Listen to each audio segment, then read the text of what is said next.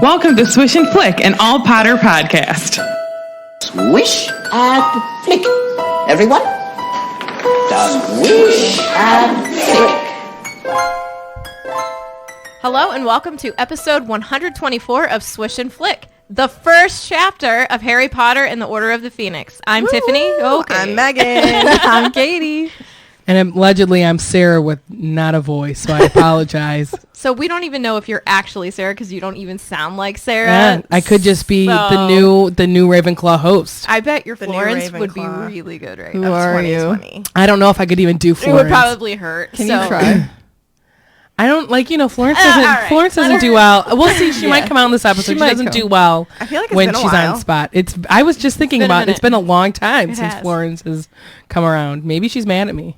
Or maybe it's Maybelline. I don't know. So this episode is sponsored by Kara Morrison. Thank you, Kara. Thank you. So like I said, today we will be discussing Chapter 1 of Harry Potter and the Order of the Phoenix, Dudley Demented. So make sure that you have read the chapter and you're ready to amble your way through the details. And before we begin, makes mouse tails. Nope, Or Sarah. I just want to ask, since we're starting a new book, before we go into the weekly prophet, Sure. what is one thing you're really excited about talking about with this book? Ooh. Honestly, I'll say that I'm excited to just read it again because I've said it 100 times. I've made it through 1 through 3, halfway through 4, and then I have not gotten to 5, 6, 7 in years. I don't even know. So it's kind of like reading it for the first time again. Okay. That's cool. Megan? I like that. I'm excited to just trash talk Umbridge. Literally, Yeah. it's going to be like, I'm ready to gang up on someone with Yeah. my friends. No. Yeah. Maybe Umbridge. I'm excited to work through this book knowing what we know from 7, and I'm Yeah. excited for the connections that we're going to make and the lines drawn there. I'm like, Charlie and It's Always Sunny in Philadelphia, Carol, and I'm gonna show everybody the lines, and you guys don't know what I'm talking about. I've but seen pictures. Other people No, but I know what you do. I'm honestly really excited to talk about Harry and honestly his mental health, because I think that's a Yeah. huge thing that when I was a kid I glossed over because I didn't know really what it was about and all of those things. So that's something I'm really excited to talk about. You don't really look at it from the perspective that we have now whenever you were reading it for the first time as a 14, probably Well, less than that. And even 12, there's not a 15, lot of people that do what we do where we're literally let's break down this chapter and talk about it so in depth. Right. That I think that some people just not saying that's a bad thing, but some people just don't think about it, which is true. If I wasn't breaking this down, I wouldn't really think about all of this stuff. He's literally battling PTSD right now, and then none of his friends are talking to him. That's got to be very isolating. So I'm excited to talk about sad things. Well, especially in this chapter. Is that surprising? Sad Not at moments all. with Sarah. Yeah. That's true. Yeah. It's my life. Well, yes. Okay, now we can do, All right. you could do the do. Makes me stew. My name's Megan. So I have a couple this week. As you guys know from the episode that me and Katie did, I wanted to kind of try to change up our weekly prophet a little bit and highlight some Etsy shops where the owners are either really good allies of the LGBTQ community or they're members of the LGBTQ community. So first up is our listener, Jennifer Adams. She has an Etsy shop and she creates these, she creates decals is mostly what is on there. So Stickers and stuff. yeah, stickers and stuff for your car, for your electronics Computer or or whatever. something. But she also creates these really cute little scavenger hunts for the theme parks. She gave us the one for Universal Studios, which we still have not had time to do, but I still have it. Person. Yes, but I still have it in my little go bag for Florida. Yeah. Nice. So next time we're there, we're going to have to do it. But her Etsy shop is called Pop Menagerie, POPMENAGERIE on Etsy. So you can check Nice. her out. And I also wanted to highlight a little corner of mine in Katie's Etsy shop, Akio Designs. My mom, who is clearly an ally of the LGBTQ community because she's my mom. She makes scarves and blankets for the houses, and she also does a Newt Scamander one, like the gray and yellow for the older Hufflepuff colors. I don't know if it's necessarily Hufflepuff colors, but whatever. Newt. I like it better, actually. Yeah. So Accio designs, scarves, blankets, handmade from Mama Petrus. They're very nice. I have a blanket from her. I too have a blanket. She uses super soft yarn, like the baby yarn. I love it. Also, I really quickly wanted to touch on the movie Little Women because our girl Emma plays Meg in Little Women. And did anybody else here see it besides me and Katie? Have you? I don't really go to movies Oh, so I thought about it, but I was like, gosh, it's like 2 hours out of my day, and I wasn't feeling great then. Well, So I wanted to say the day after Christmas, but I didn't. will say that I highly recommend going to see it. It's Yeah, that's very what a lot of good. people are Emma saying. does a really good job. Emma does a really good job, and so does Saoirse Ronan, who plays Jo.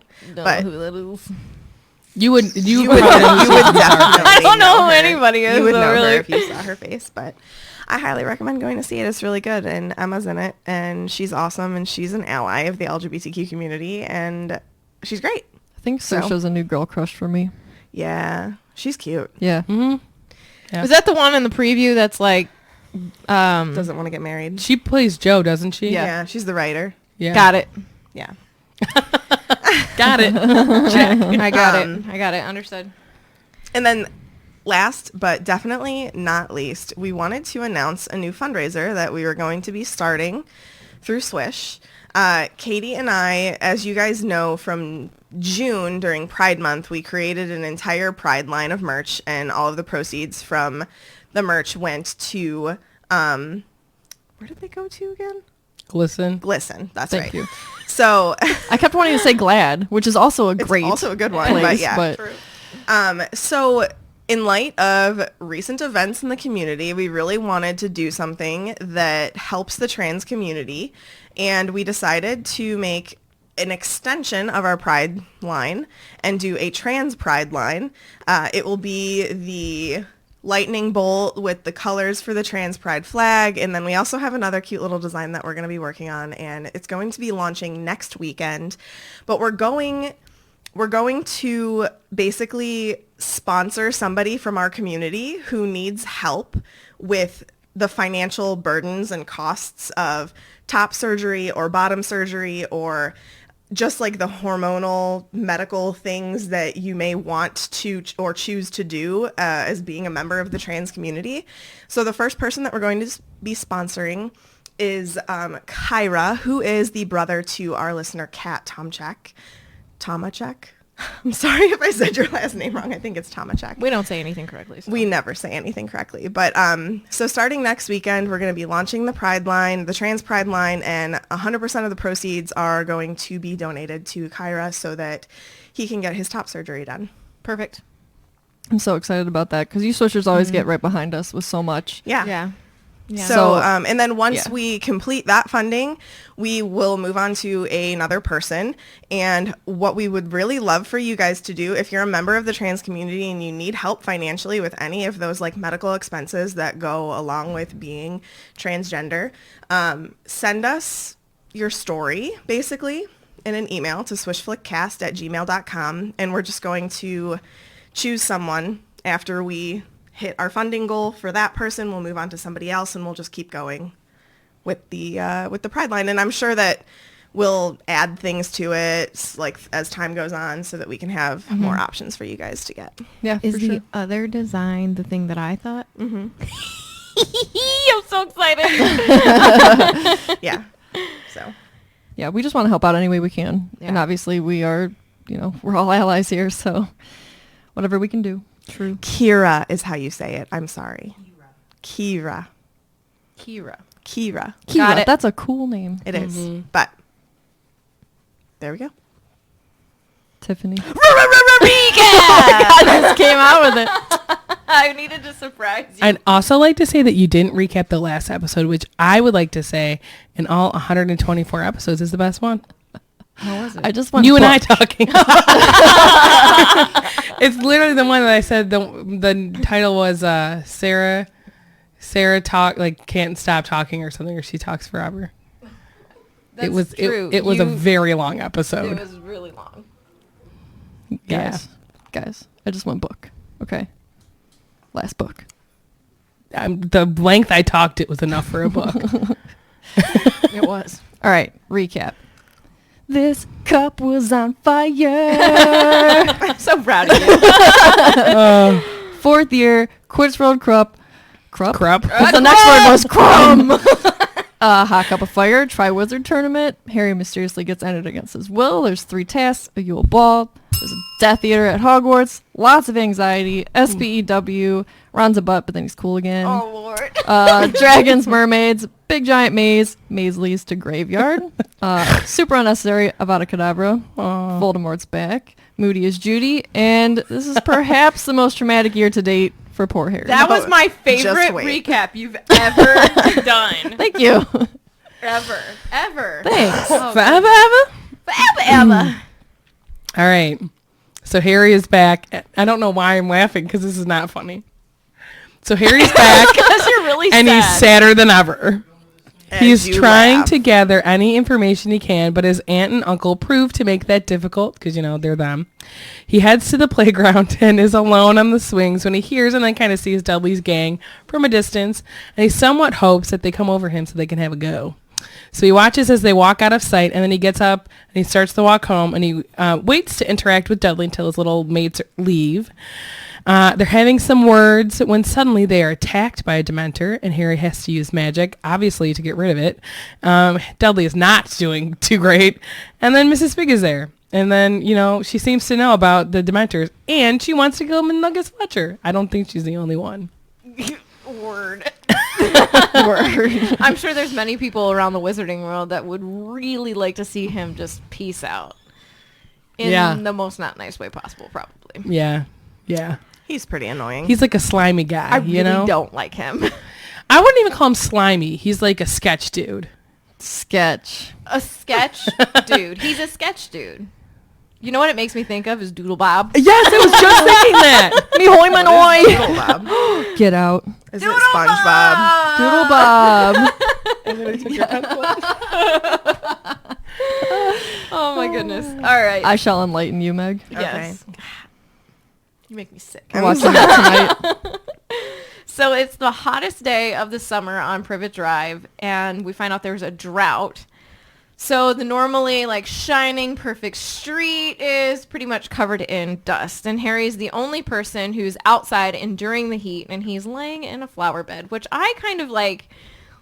That's like a perfect spot to lay. The ground is cool, and I bet it was feeling really good. Well, I give him props for doing that because I could never just lay in the dirt. Seriously, you can never. If you are so okay, how hot we were waiting for Hagrid's ride, you wouldn't have laid in the dirt to cool down. Absolutely not. Oh, I would. I'm pretty sure I sat in the dirt. Yeah, we 'Cause this is totally whatever. sat. No, because I'm so sweaty, it's gonna stick to me. Yeah, but it's gonna feel so good. No. I'm going to wash off later. That's what showers are I'll for. go in the bathroom and splash water all over me. We didn't have a bathroom. That's why Sarah and I had to run down the street in Hogsmeade. So Hogsmeade. We ran down in Hogsmeade. If we wouldn't have gone to the bathroom, things would have happened on that ride. Yeah. Wet seats. For sure. For sure. Okay. So we get a little Harry recap, as we always do. So Harry is a skinny, black-haired, bespectacled boy who had a pinched, slightly unhealthy look of someone who had grown a lot in a short space of time. Hello, growth spurt. So he's wearing torn and dirty jeans, probably a hand-me-down from Dudley, and his t-shirt was baggy and faded, and the soles of his tennis shoes were peeling back. You guys, I have such beef with this. I said it's bananas to me that Harry is in this kind of state. The Dursleys must really, really hate him to let him go about looking like this when they all know where he lives. They probably just don't care. But they don't are care enough to do so- anything They're about it. so They're involved. Like, so they're so about their appearance. Right. They must really hate him to let him do this, to have that reflect on to them. Everybody knows what street he lives on, especially this summer because he's walking around all the time. Yeah.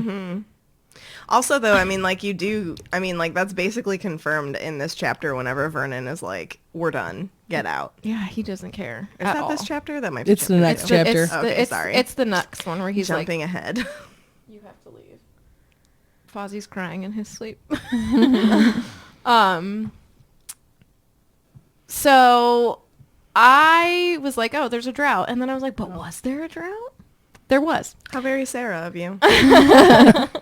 So did you look it up? How funny. I did. So in 1995, the UK and Ireland had a heat wave that went through, and it was a severe weather event. This was quote from a website I'll tell you in a second. And it was between late July and late August, and it's part of the warmest summers recorded in UK. Wow. And one of the warmest Augusts that was ever recorded in many locations around the UK. And it was one of the driest summers ever recorded in the UK. So I like that it's was saying that it was reaching over 30 degrees Celsius, which is 86 degrees Fahrenheit in some Which locations. is like, for us, like, it's so for weird to hear us, like yeah. other climates. yeah, We're like, okay, like that's hot. that's like, hot, but we've had hotter. Yeah. Yeah. Yeah. But They're, again, like dying. they're more Right. north than us, I believe. So Right. makes sense. So it also had an exceptionally low rainfall throughout the summer, and we do read about how everybody usually has like their lawn Watered. Manicured and- watered and stuff, and everybody's it's like all brown and stuff. So I did have a link posted from the European Drought Center, and it'll tell you everything you need to know. There's a lot of sciencey pictures and things on there, so knock your socks off, friends.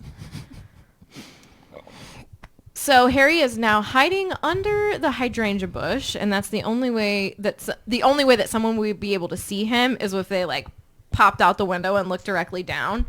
And he's laying there for a very specific reason. But I was like, "Oh, what's a hydrangea bush?" Well, I'm glad you asked. Let me click no thank you. It's a bush of hydrangeas. It's a shrub, a shrubbery. A shrubbery. We want a shrubbery. So it needs full sun and part sun exposure. So you could do either or. Can take any type of soil, and it blooms in the summer and fall. You can have, get ready, blue, green, pink, purple, red, and white colored hydrangeas. You're welcome, everyone. Whew, hydrangeas are beautiful. They are very pretty. Yes. I enjoy them as well. So Harry thinks that this spot was perfect because of the alternative. And here's a quote from the book. On the whole, Harry thought he was to be congratulated on his idea of hiding here. He was not perhaps very comfortable lying in the hot, hard earth. It's probably cooler than the alternative. But on the other hand, nobody was glaring at him, grinding their teeth so loudly that he could not hear the news, or shooting nasty questions at him, as had happened every time he had tried sitting down in the living room and watching television with his aunt and uncle. Because he's doing something specific with the news. So just as Harry's thinking these things, Vernon starts going off saying that he's happy Harry stopped trying to butt in basically where he doesn't belong, and he's laughing at the fact that Harry's like saying that he's only trying to watch the news, and he's like he doesn't need to watch our news. You know what I mean? But little does he know, right? Mm-hmm. We Yeah, know. what? Sirius Black was on their news. True. But Truth. I don't know why he doesn't think that though, because he knows that Sirius is Harry's godfather. Yeah. And he was on your news. He probably forgot about it. Even if he doesn't- didn't, yeah. conveniently it was like, I don't know what you're talking about, Yeah. And like, is he really going to remember anything about Harry besides the fact that he's a wizard and they don't like him? He's just such a bad person. I know. Such a bad person. Mrs. Fig, shout out to Fig. Hey, girl. What's up? She makes her appearance, and she's been asking Harry to come over for tea whenever she sees him. Yeah. So Lisa in the chat said, do we think that there's symbolism with the hydrangeas because they need a lot of water and Harry needs a lot of emotional care right now? The hydrangeas aren't getting the water they need because of the drought.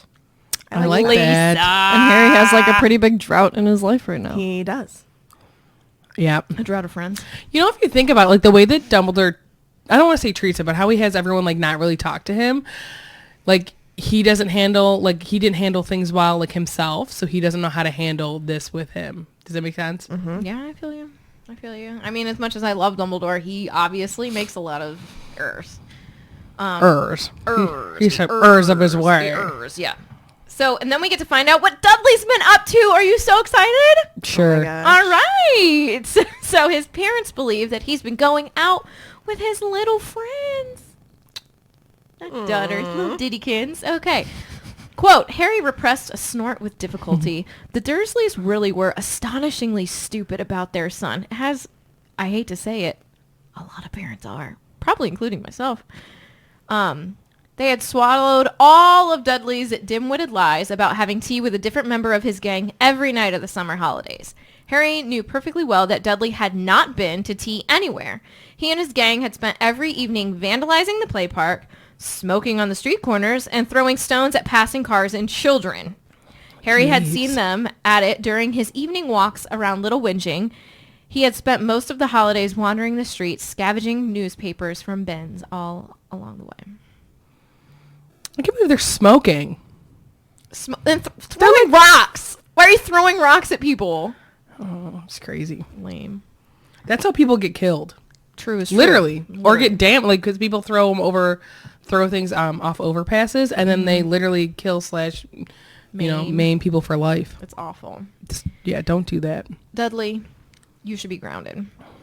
So, and just then at 7 o'clock, the news came on, and Harry's stomach turned. So every single day he listens to the news, and he's waiting, because it's been a month of waiting, and he's waiting to hear about Voldemort making some kind of move, listening for anything suspicious, disappearances, murders, what have you.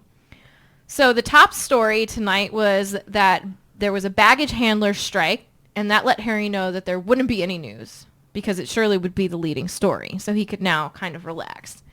It says, quote, every day this summer had been the same. The tension, the expectation, the temporary relief, and then the mounting tension again. And always growing more insistent all the time. The question of why nothing had happened yet. He kept listening just in case there was some small clue, not recognized for what it really was by muggles. An unexplained disappearance, perhaps, or some strange accident. And it says at last the news reached a story about a water skiing, and I don't know how to say this, budgerigars? Budgeriggers? I don't know. So I looked it up. I didn't know what it was either. What is this? Well, it's a long-tailed seed-eating parrot. What? Usually nicknamed the budgie. Or in American English, a parakeet. Oh. Okay, so it's a parakeet. Got it. And it was water skiing, so I need you to picture that because that's really cute. Do you guys remember the water skiing squirrel? Yes. Yes. I think her name was Tweety. Are you serious? Yeah. So then Harry rolls over on his hands and knees, and he's getting ready to get up, and then something happens, as it always does in Potter. He hears a loud crack, and it broke the silence of the quiet street. A cat streaked out from under a car. I said, McGee! It's not. A shriek, a bellow, the breaking of china coming from the Dursleys, and then Harry instinctively, jumps to his feet, and all the while, pulling his wand from his waistband, but he collides with the Dursleys' open window, and the sound made Aunt Petunia shriek again, even louder. Have you ever hit your head like this? Yes. I don't think I have. It makes me sick. Yeah. So, and I said, and much like Harry will always feel from this point on, he felt like his head was been split in two. His eyes were streaming, he's swaying, and he's attempting to focus on the street where the noise came from. And then, I didn't register this, I don't know, the first time I read it. In Homer Simpson fashion, two purple hands close around Harry's throat. Yeah. Did you remember that? I didn't even notice that reading it this time. His throat, and all I could think of was Homer Simpson and Bart, Yeah, but closed around his throat. Jeez. That's you gotta be real serious to put your hands on somebody's throat. That's a very intimate way to hurt / Yeah. kill someone. And it takes a lot of power You're like a real and Debbie intent. right I'm just saying. I've thought, not that I've thought about this, but when hearing, when hearing of a situation where someone does that, that makes me sick. Because you have to be. It's so personal. You're very close. Ugh. Yeah. But Yeah. around his throat, I was like, dude, that's a little excessive. Especially for you yelling. And realistically, you should know, he should know that Harry's way more dangerous. He could just Yeah. Well, bye. Well, also, you're so worried about what your neighbors think. What if they look out the window and see you grabbing your nephew by his Yeah. neck through the Right. window? right. Well, and you let Well, him walk because around. they've you know? set up the neighborhood to think that he's a delinquent. Yeah, you're right. You know, like, oh god, that kid's trouble. He's getting what he deserves. You know what I Right. mean? It's terrible. That is terrible. So Harry jumped up and like had his wand out immediately because he heard this noise and he immediately thought of apparition. So Uncle Vernon is snarling at Harry to put his wand away, and Harry's so upset about being gripped like that, like because Harry's focusing on the fact that somebody magical was in the street and he's trying to figure it out, and Uncle Vernon is hindering that by, you know, yelling at him and like choking him. So like an electric shock went through Harry and it made Uncle Vernon let go of him. Like lightning. Like Probably. Probably like, you know, when you have Ooh, like yeah. when you Static. like, yeah, and Yeah. you act like And it hurts. you either accidentally touch someone or you just zap them. So Yeah, family on it purpose. does just, hurt. Like, rubs his feet on the carpet and goes. Yeah. So Harry could not see any sign of anyone apparating from the noise, and Vernon is playing it off like a car backfiring to the neighbors that are glaring outside the window like, what is going on?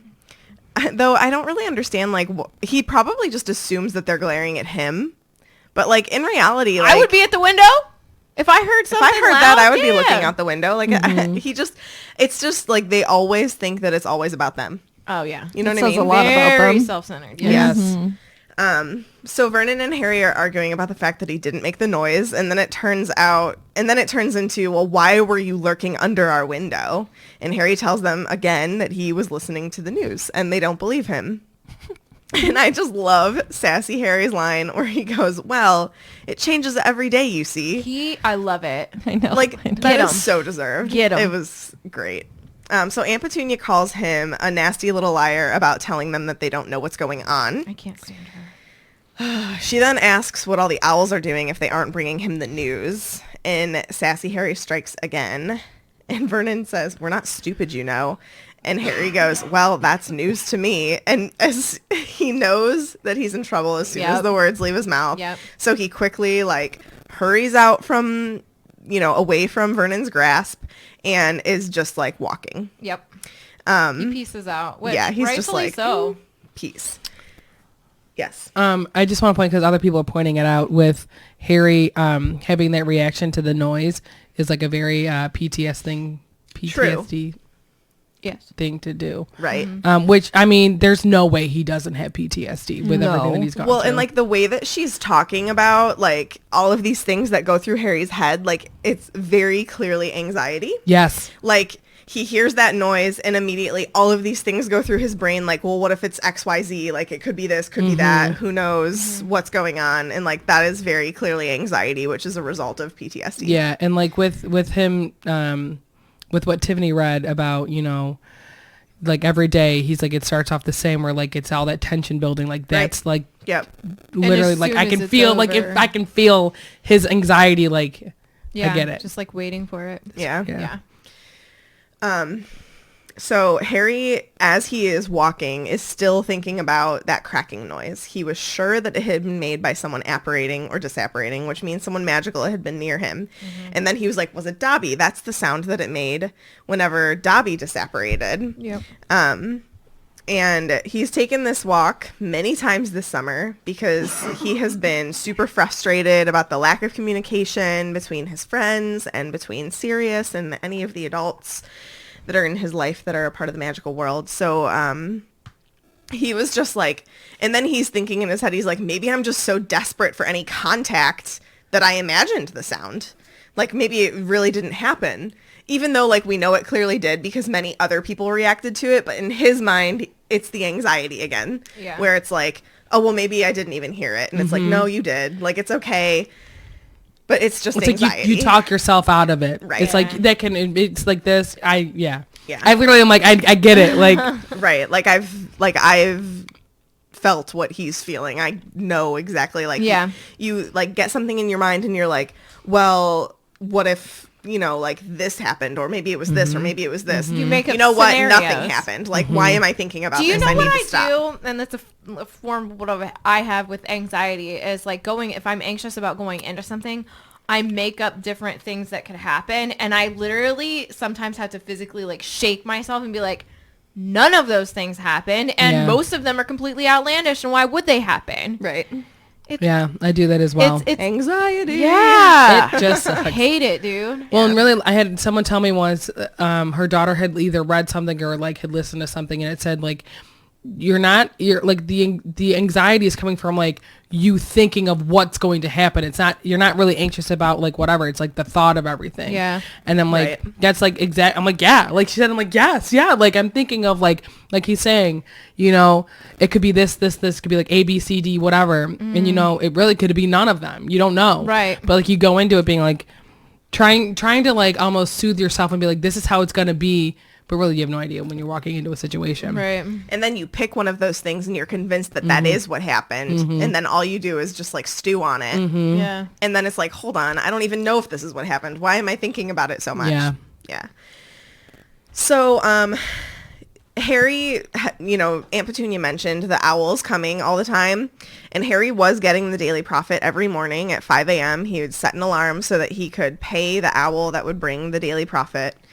And he said, when the idiots who ran the Prophet realized that Voldemort was back, it would be on the front page. So lately he hadn't even been opening the papers. He'd just been taking it from the owl, looking at the front page and throwing it aside because there's nothing there. Well, and we find out later, I believe, That they were hiding it inside. well, they were putting things inside, especially about Harry. Yeah. Because doesn't Hermione, this is chapters in, say She, like, has them at say Grimmauld, something or- like, haven't you been reading the paper? And he's like, well, look at the front cover. And she's like, open it up. Yeah. I don't know. I have to Look start at all of these. I go back to work on Monday. Sad tweet. And so I'll start listening to the book again rather than just like reading it, because I think I'm gonna listen to it a couple more times this year. I Yeah. think, I probably will too. and then I'm gonna move on to 6 and 7 again because I'm gonna do that in between Star Wars books because I want to be able to make those connections Yeah. now. Right. Yeah. So we learned that Harry had been getting letters all summer from Ron, Hermione, and Sirius, but none of them contained any news at all. They would say things like, we can't say much about you-know-what, obviously. We've been told not to say anything important in case our letters go astray. We're quite busy, but I can't give you details here. There's a fair amount going on. We'll tell you everything when we see you. And Harry's like, but when am I going to see them? Nobody seems keen on giving me a date. Like, they'll just say, I expect it'll be soon. So we know that they are forming the Order of the Phoenix right now. Harry doesn't know that. It's already formed. They're, like, working, right? Bringing it back. Right. And they aren't at the Burrow like Harry thinks that they are. They're at 12 Grimmauld Place. And I said, when do you think that Hermione got there? I don't know. How much time do you think she spent with her family? I hope she spent some time with them. It doesn't seem like it. I know. Like, But I wonder too if she's trying to like, you know how she like obliviates them Protects basically. them. So I wonder if she like tries to not spend a lot of time with them because she knows where it's going to go. it just hurts my heart. Yeah, but I mean, I don't know. I think I kind of like, I tried to do a little bit of research just to like see what other people thought about like how much time she was with the Yeah. Weasleys and everything. And one person, and I think that this was on like Quora or Reddit, but they were just like discussing how like when they think Hermione got there and like what was going through her mind. And they, a lot of them said things like, well, it's probably more difficult for her to get the news when she's with her parents because she has to rely on just the Daily Prophet. And her being with the Order of the Phoenix, like with Ron at Grimmauld Place, they may not be allowed into the conversations, but like, as we know, like they have the extendable ears, people talk, they hear things like through the grapevine. So like she felt safer being around people who she could get more news from. So that's why she decided to like be there more than with her parents, and potentially her being with her parents could put them in danger. Yeah. So I think that she had to find this happy medium of like, obviously I want to see my parents, but I also really need to keep up to date on the news that's going on. So That's she kind was of how I think probably about it. yeah, she was probably there for a lot of the summer. I would agree. Well, they've only been really out a month. It's like because Right. it was the end of June when they finally got home, and I don't think it's not his birthday yet. Correct? No. So, in my mind, she might have spent maybe a week or two because like you're No, saying. it is because they sent him honeydukes and he threw it away. Oh yeah, it's after Okay, the So birthday. it's just So he's been a after. month. okay. Okay. So Why would you throw that away? Because he was He angry at regretted it. them. He regretted it. but like I think that she spent some time, but she's worried about her parents being in the middle of it, and maybe she doesn't want them to know because then they would Everything. probably be like, "You're not going back to school." Yeah, and I bet you she wants to keep them as in the dark as possible Yeah. so that like if they get questioned, they don't really know much. Yeah. But she does admit in Deathly Hallows that like they know more than she wishes they did, which is why she felt she had to I wonder if there's erase their memory. I wonder if there's like some kind of communication like between Hogwarts and Muggle parents that's like specific for them. Possibly. I would think that Like a there has to be. newsletter or something. Because like think about like I mean these kids start going there when they're 11, so like that's still grade school in our system, and like you send newsletters all the time with kids even in grade school, you know, and like even high school we would get some, like not as much because it's more like they put it on you as your responsibility, but like there's some stuff that goes to the parents. But like, did they tell everyone like what was happening at school? Probably not. they're like, hey, there was like a basement thing that opened. There was an animal in there. Everything's fine. like can you imagine being like a Muggle parent and being like, oh my god, what is going on? No, I can't imagine. but Stress too, like, what inducing. if they just don't understand? So like they don't tell them. True. I don't know. That's well. Yeah. Okay, so he guessed Ron and Hermione were together just based on their letters, which he's correct. So he was so angry at them that he'd thrown out their birthday presents of Honeyduke's chocolates unopened, but then immediately regretted it after Aunt Petunia gave him salad for dinner. Harry was upset that he wasn't the one doing busy things. He realized oh my god, I can't talk. He was upset that he wasn't the one busy doing things. After all, he had been the one who had seen it happen. He watched Cedric get murdered. He proved himself capable of handling much more than Ron and Hermione. Ooh. So this is like, I think that this line is potentially something that people use as like, I hate Harry in this book. But at the end of the day, like, he's just very frustrated right now. For sure. And like, whenever you're super frustrated about a situation or about something, like, a lot of the times you will say things that you don't really mean.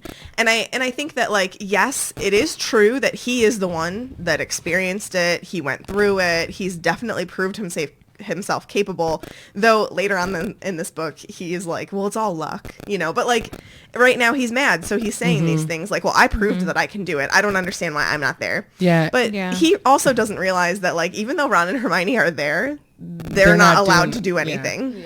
Well, and too, like, for him, he's probably just feeling so useless. Like, he's so used to being, like, in the thick of the things with, like, all the stuff going on that really hasn't translated over into a summer yet. So this is really the first summer where things are happening, and he feels like every single year that he's been in the Wizarding World and that he's been at Hogwarts, he's the one that's doing stuff. You know what I mean? He was has the one FOMO right now. for sure. Like he's feeling useless, and he's feeling like there's so much that I can do, and they're not letting me, and they're not even like giving me any information. So it's just got to be horribly frustrating. So we're bringing FOMO into 2020. Yeah.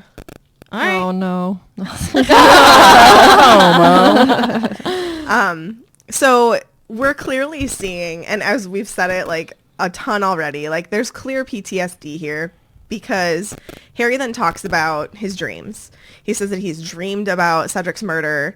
He's told himself sternly to not think about it during the day because he already sees it happen over and over again at night. So Yeah. he doesn't want to think about it at night and when he's awake. He also doesn't seem as mad about Sirius's letters, even though he's still frustrated.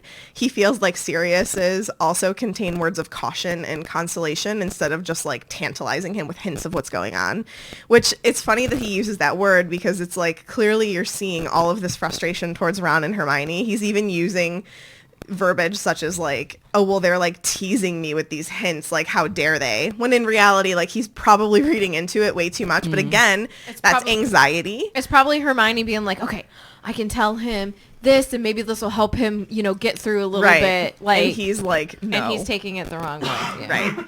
It's anxiety. Like, all of this really just comes back to Harry having serious anxiety. Yeah. I bet you Sirius has his own anxiety. It's Probably. Harry's anxiety. Yeah, that's true. Sarah, So Harry is still walking while all of this is going through his mind, and he's heading towards the, quote, play park. So cute. Oh my god, my sister calls it a play park. And we thought that it was just, like, funny that she said that. And then I was like, oh, yeah, that's, like, a British thing, isn't it? Your sister is British. Harry thought she's wonderful.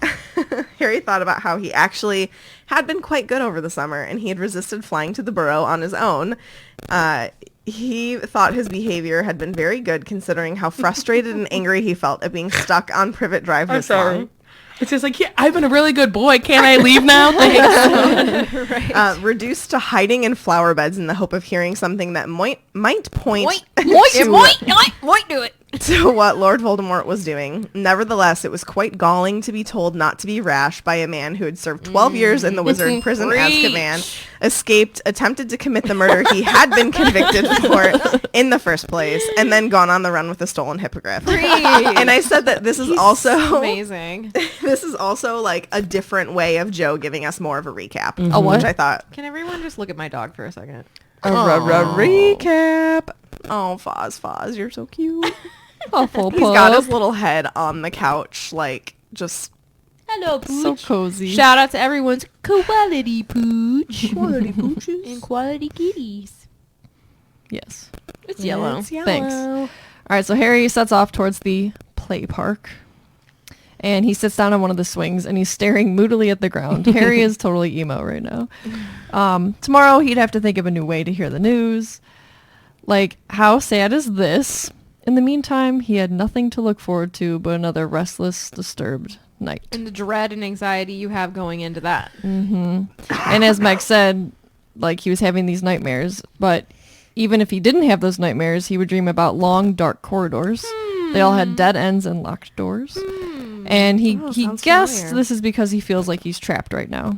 But we'll find out later he's actually, like, Having visions. having real visions. Because he's a seer. Right? So his scar is still prickling quite often, but he isn't even bothering telling anybody because when his scar hurts, that means Voldemort is near or getting more power, and that's pretty obvious right now, so he doesn't even think it's worth it. So I wanted to read... A lot of this chapter is very Harry internal. Like, all of it. Yes. Really quick, I wanted to say that Vinny in the live chat says that this is kind of the first book that Harry turns more into a character and not just a protagonist. Yeah. Yeah. I like that a lot. You spend a lot of time in Harry's head, which is why I think, at least in my part, like, I have a lot of read from chapters because it's like I can't just be like, well, Harry was angry. Well, that doesn't give you an idea of, like, What he was what's doing. really going on. I got you. I also wanted to point out something that Ethan said. And he said, I think in a way it's also metaphorical. The doors locked are him feeling like he needs to know so much more. Yeah. But Yeah. he can't go through them. I like that. Yeah. I mean, I don't like it because it's sad. Right. Well, yeah. But I like your I interpretation. like it because I like sad things. Just Sad kidding. things with Sarah. In this chapter. The injustice of it all welled up inside of him so that he wanted to yell with fury. If it hadn't been for him, nobody would even have known Voldemort was back, and his reward was to be stuck in Little Whinging for 4 solid weeks, completely cut off from the magical world, reduced to squatting among dying begonias so that he could hear about water skiing budgeriggers. Parakeets. Budgeriggers. I don't know how to say it. that? I don't know, but I did just watch a squirrel jump from branch to branch, and it's pretty cool. How could Dumbledore... Budgerigars? Parakeets. Parakeets. Water skiing. Parakeets. How could Dumbledore have forgotten him so easily? Why had Ron and Hermione got together without inviting him along too? How much longer was he supposed to endure Sirius telling him to sit tight and be a good boy, or resist the temptation to write the stupid Daily Prophet and point out that Voldemort had returned? These furious thoughts whirled around in Harry's head. and his insides writhed with anger as a sultry, velvety night fell around him. The air full of the smell of warm, dry gas. Did you swear? Oh, no, I said gas instead of grass. Oh. I mean, I can't. I'm not reading what I almost said I can't read. Obviously, I didn't know what you were reading. The air full of the smell of warm, dry grass. And the only sound of that of the low grumble of traffic on the road beyond the park railings. So Harry's got a lot of feels at this moment. He's got a lot going on in his brain. Yes. That's overwhelming. Yeah, for sure. Yep. I know. It's being so dumb. Okay, so he sits there on the swing until he starts hearing these voices, and it's Dudley and his gang. Dudley's a little different this year. He's as big as ever, but apparently he's been doing a year of hard dieting, and he has also discovered boxing. So he's the junior heavyweight interschool boxing champion. So he's this big, now kind of like cut dude. And Harry doesn't think it's anything to celebrate because while he's not scared of Dudley anymore, he still doesn't think that, you should be happy about him actually learning how to punch. Yeah. And apparently all the neighborhood children are absolutely terrified of him. That is so sad. Yeah. Yeah. Especially for the park that's like down the street for them, and it's like a scary place. There were some kids in my neighborhood growing up who were kind of like that, and like I just remember you would walk to the park and you would like get to the point where you can see the people that are there, and you would notice them and you'd be like, oh, Work time to turn around. and you'd have to turn around and just go back home. I'm grateful I never had that.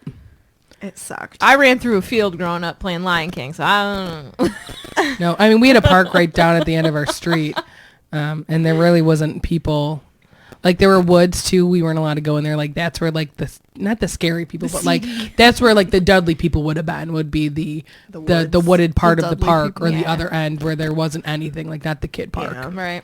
which is the part that I played in. Yeah. I didn't have anything with like park related, but like, I mean, I had a bully in school who I was a target. You know what I mean? Like, there's always that one kid that is exactly like Dudley.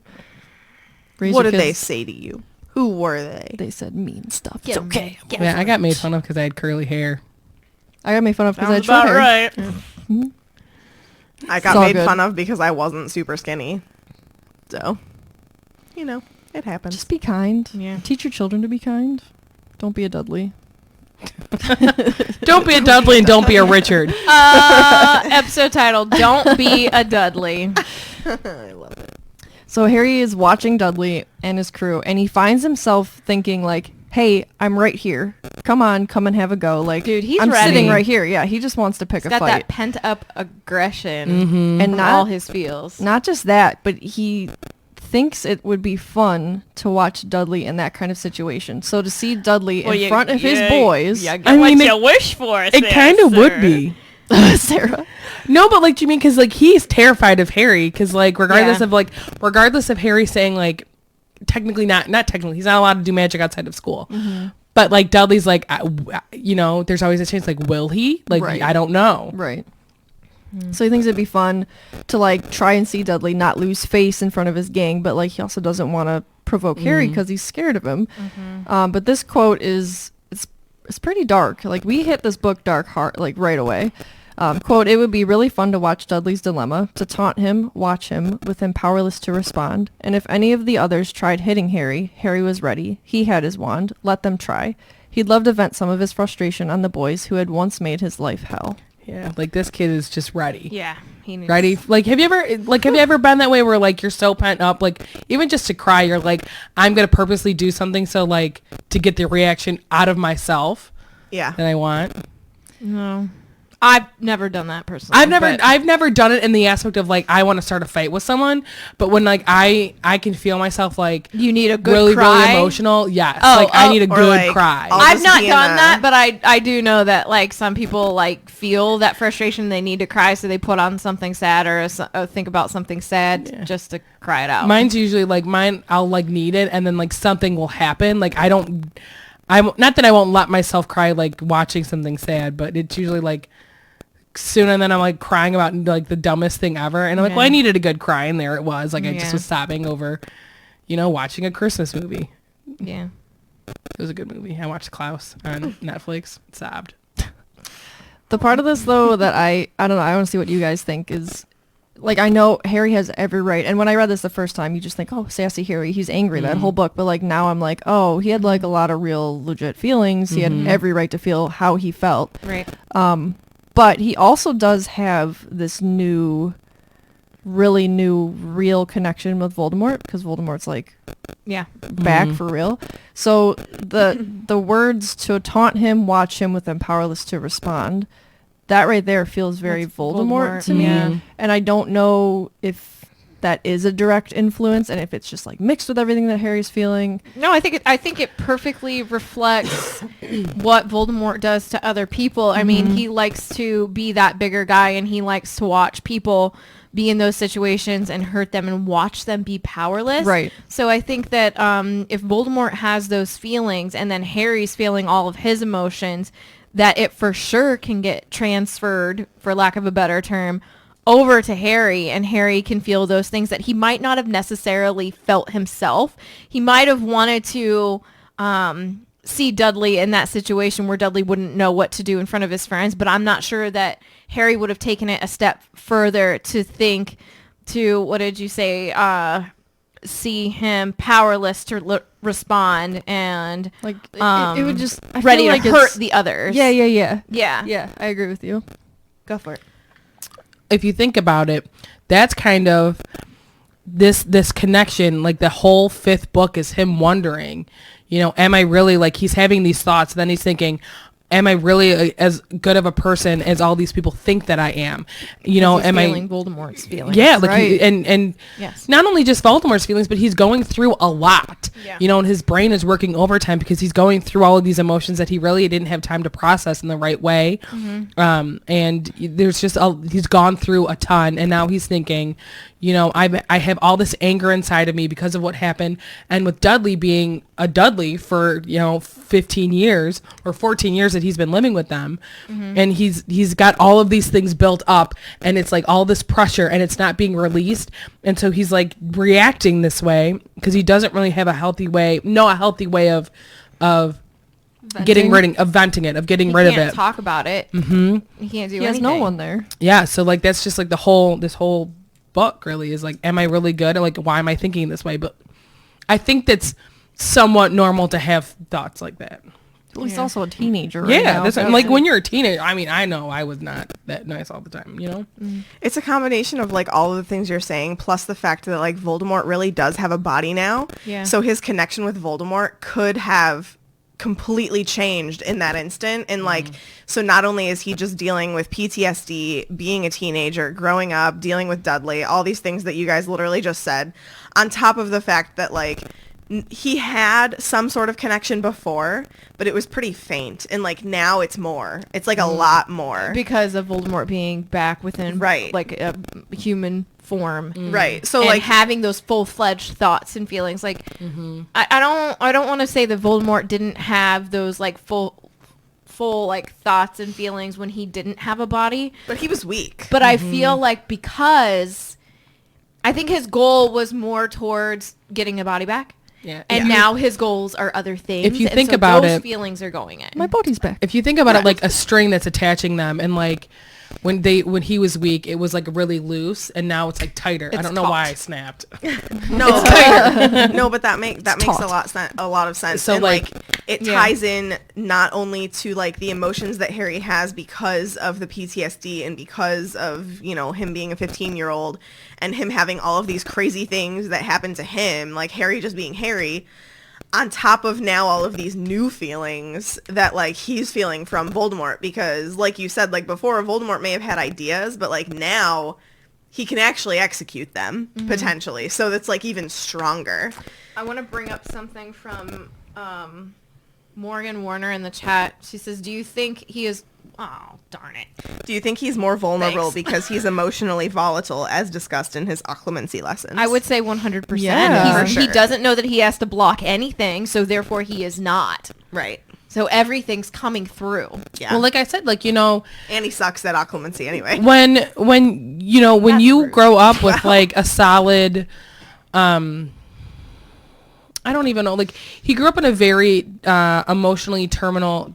Is that turmoil? You know, with his aunt and uncle who didn't like him and didn't care for him, but he was raised there, so he doesn't have those emotional ways to deal with his emotions in like a healthy, positive way. So he doesn't know how to do that anyways. Adding on to the fact that obviously we see that he can't close himself off, but he doesn't know how to do it. You know, where you normally learn that from whomever is raising you if you're raised in, you know, not a Dudley and A Dursley household. Yeah. With being a Harry Potter. Yeah. But honestly, how much parenting is going on with Dudley? For sure. Not much. You know, For sure. I mean, we can say a lot about the way that they treat Harry, but when you step back and look at it as an adult, they're treating Dudley poorly as well. Yes. As parents. Yes. Absolutely. Because they're just blind to like everything going on with him. Because he too, They're either blind or they're ignoring. Well, because even if you think of like the very first book, when he realizes that he has one less present than the year before, he like freaks out. Like, that's not, you know, he too is emotionally stunted. Right. Yeah, that's a good point. I mean, we could talk for hours and days. Coping mechanism about the is way what that I was looking for, and my that friend Dudley Regine gave me the words. coming in clutch. So Harry's amping himself up for this fight, but I think lucky for him, they didn't see him. They just keep going on by. And Harry has a moment to be like, yeah, picking a fight isn't really a smart move. I can't use magic. I'm going to risk being expelled again because he has Dobby's spell against him. And technically he has that blowing up Aunt Marge spell against him. So he already has 2 strikes. Yeah. Yeah.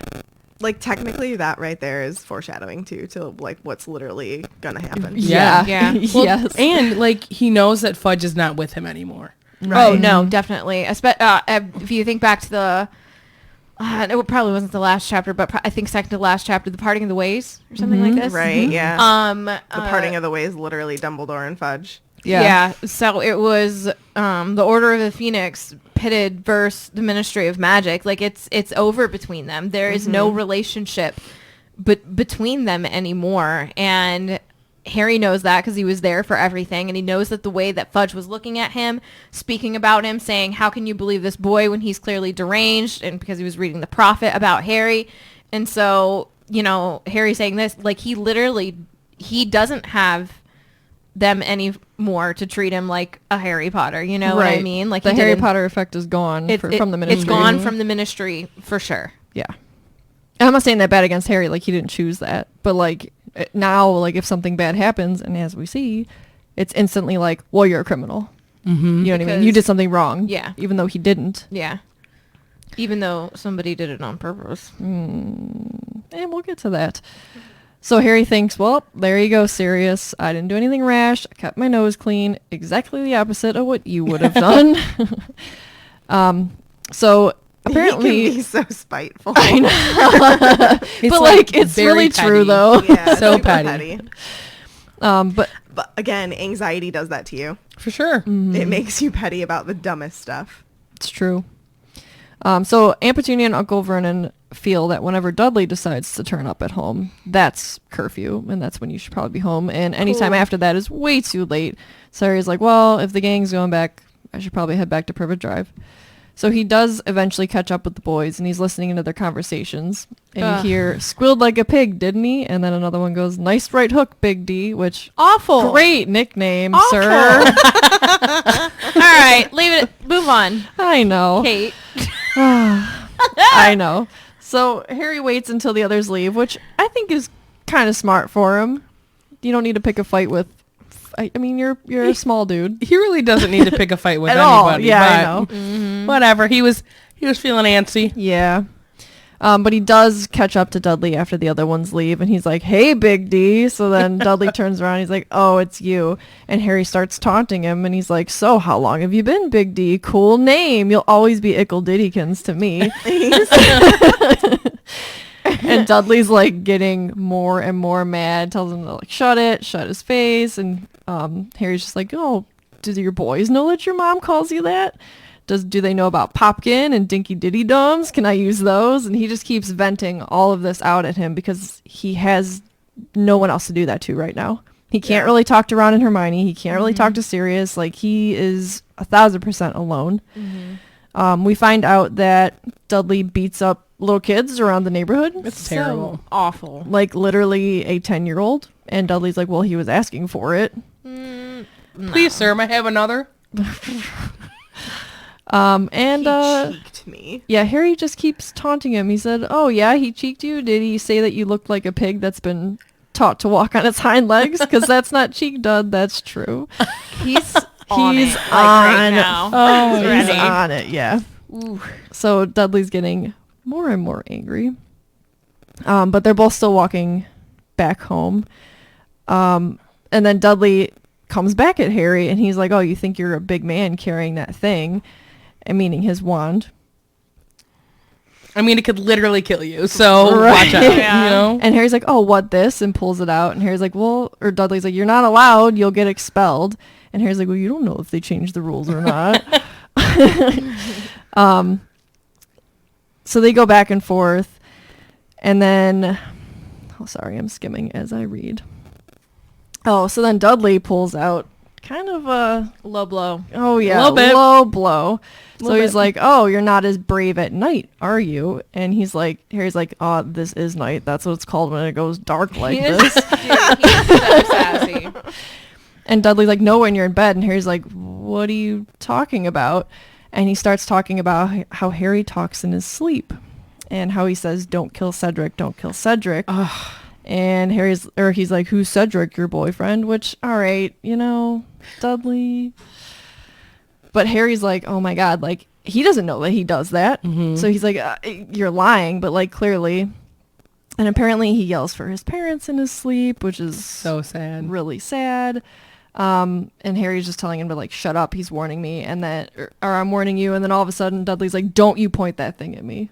Because Harry's, yeah, he's had it. He's got his wand out. Yeah. Yeah. But like, do you blame him?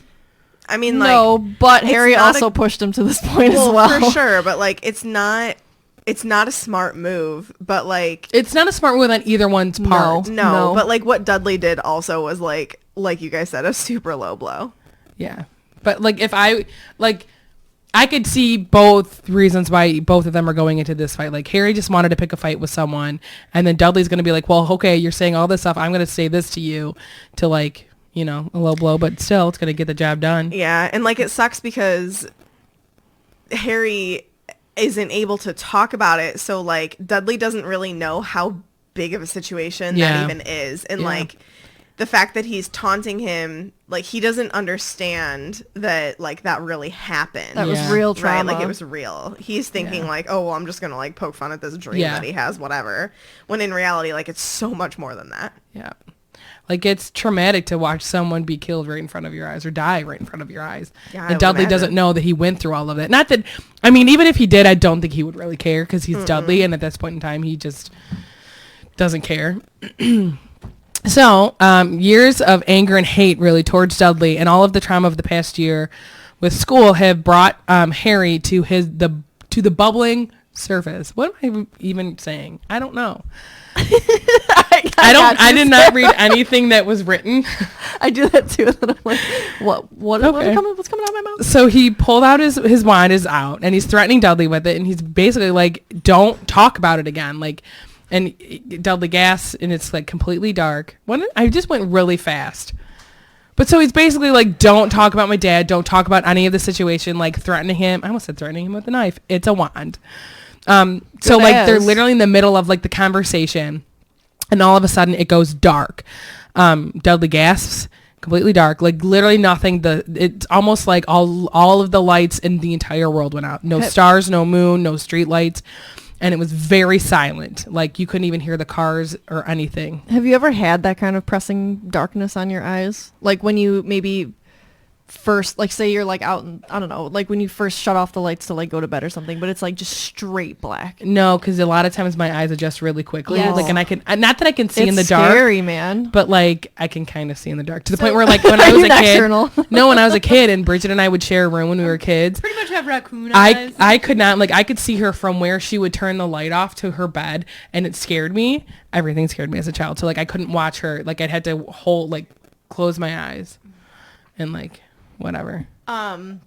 There's a place that Marty and I stay in, and it has no windows. So like when you turn off the light, the lights are off. Yeah. Yeah. Yeah. Yeah.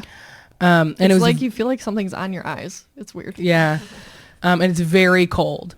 And so for a moment, like Harry thought that he made it happen basically like with like not wandless magic, but like without saying a spell. So like wordless magic. But he's trying his hardest not to do magic. But then he realized he's like, I'm not capable of like turning all the lights off. Like that's crazy. But it makes me think of, you know, back with Aunt Marge, like how far he's come. As much as he's emotionally stunted, but he's trying his hardest not to explode like he did with Aunt Marge however many years ago. And now he's so mad about it, has gone through all of these things, and he didn't, you know, blow Dudley up, basically, or anything That else. is pretty You know, impressive. If Yeah. he had the deluminator, he could take out the streetlights. Just saying. The streetlight's already gone, though. Right now it's called the put outer. Anyway, so Dudley's like freaking out, and he's blaming Harry for making him go blind. And then like Harry's trying to tell him to like shut up, because he's like, you need to shut up because I need to see, like, well, not see, I need to hear if there's anything going on. Like I need to listen. And then it says the air around them was so cold it was making him shiver. Mind you, it's still in the middle of summer in this huge heat wave. Yes. Not normal. And it says from the book, it was impossible. They couldn't be here, not in Little Lynching. He strained his ears. He would hear them before he saw them. And then he would hear them before he saw them. well, if it's pitch black and they're kind of cloth. No, but I think Clothed like in black. even if there was light, he would be able to probably hear them because he hears The either death rattle. A, Lily, I or was B, thinking he the would rattle. hear his memories. Yeah, I just got That's what I- chills. Yeah. So there are Dementors around. They're on your shirt. Oh my god. oh, that's true. So I just pulled like some articles just as a refresher about Dementors, because if you didn't know, now you do. That's what's there. So there's some Wizarding World articles that like I wanted to see if there was like anything like just a straight Dementor article, and there really isn't. So there's some Wizarding World ones. I'm going to read stuff from the lexicon, and this is Dementors are horrible spectral magical creatures hooded and robed which feed on negative human emotions. Dementors drain peace, hope, and happiness out of the air around them, according to Lupin. Even before a Dementor is seen, its presence is obvious. They are surrounded by an unnatural darkness and terrible icy cold. Dementors can even affect muggles, although the muggles can't see the foul black creatures. We know they're guards of Azkaban. And they're made from that horrible place, you know, and they made that place even worse. And we know that they were also used as guards in courtrooms. When they breed, they create chill mist, which permeates everything. Are there like a lot of Dementors in Ohio right now? Because Right. it's like It's pretty very overcast bad. and horrible. Oh my god. And it says a Dementor's breath sounds like rattling, and it's like it's trying to suck more than air out of a room. Its hands are glistening, grayish, slimy looking, and scabbed. It seems to exude cold. A Dementor's last and worst weapon is called the Dementor's kiss. And it says the Dementor puts back its hood and clamps its jaws on the mouth of the victim and sucks out his soul, leaving him an empty shell, him or her. I'm just reading this. Nope, they just like men. I guess. Hey, that's good for me because I identify as female, so I don't need to be kissing no Dementor. They're alive but completely, irretrievably gone. And then there's some articles that's like everything you need to know about the Dementor's kiss, and that's like how bad it is, what the side effects are, whatever else. I'm not going to really read it. And then there is another article. It's like why Dementors are the scariest magical creatures. I think they are. Yeah. I'd have to agree with that. Yeah. I mean, you know, you're reliving your worst trauma. So as we've talked, like the first time Harry ever encounters, the first couple of times in the third book that he encounters Dementors, he's hearing his mom's literal last, not even like words and screams. And then this time around, he hears Voldemort from the graveyard. I would not want to go through something like that. I don't know if anyone would want to go through something like that. Well, think of like, say someone's afraid of like, what a manticore is like 5x, right? Like they're really dangerous. Yeah. Okay, but you're probably like not going to run into one of those, or there's like things you can do. With a Dementor, like that's literally depression. Yeah. Like, that's like, it's like Yeah. a different kind of thing. Yeah. And like the only way to make it go away is, that's extreme strength. Yeah. You know what I mean? Yeah. It's like it's hard. Like if you think about when he's learning to do the Patronus charm and how it's not an easy thing to do, and it's not something that like they're impressed when younger people can do it. So like when you're thinking about people that are like that have depression and go through, like that's not an easy thing to overcome. Nope. It's difficult. Really a lot of mental illness, like it's a difficult thing to go through, and it's difficult for other people. Like they're saying muggles can't see Dementors. Like people don't know. Like I've had people like I'm like a crazy anxious person, and they're like, I had no idea. I'm like I'm really good at faking it,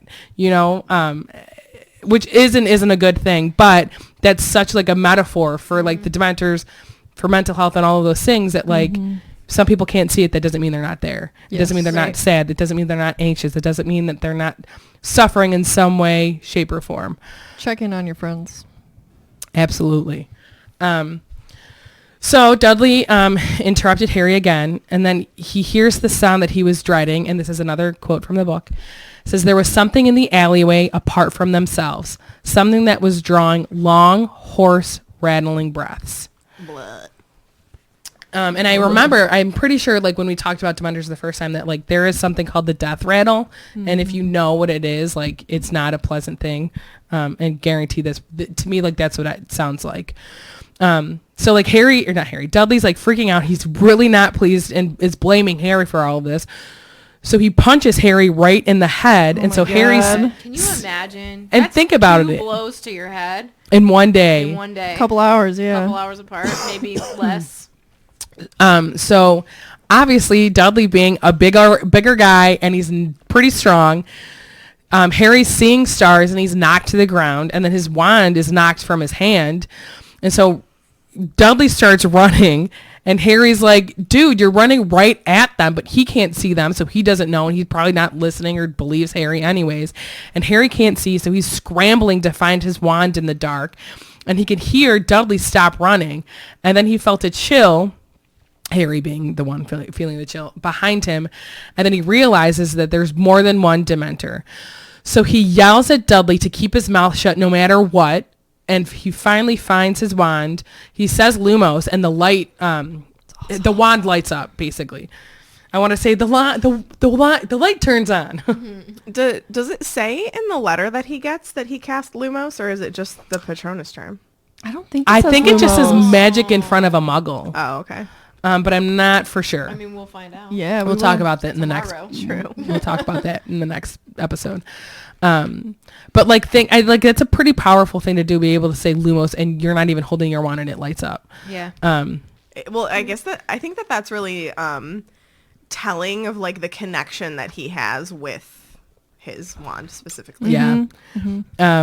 So he can finally see that one Dementor is right behind him.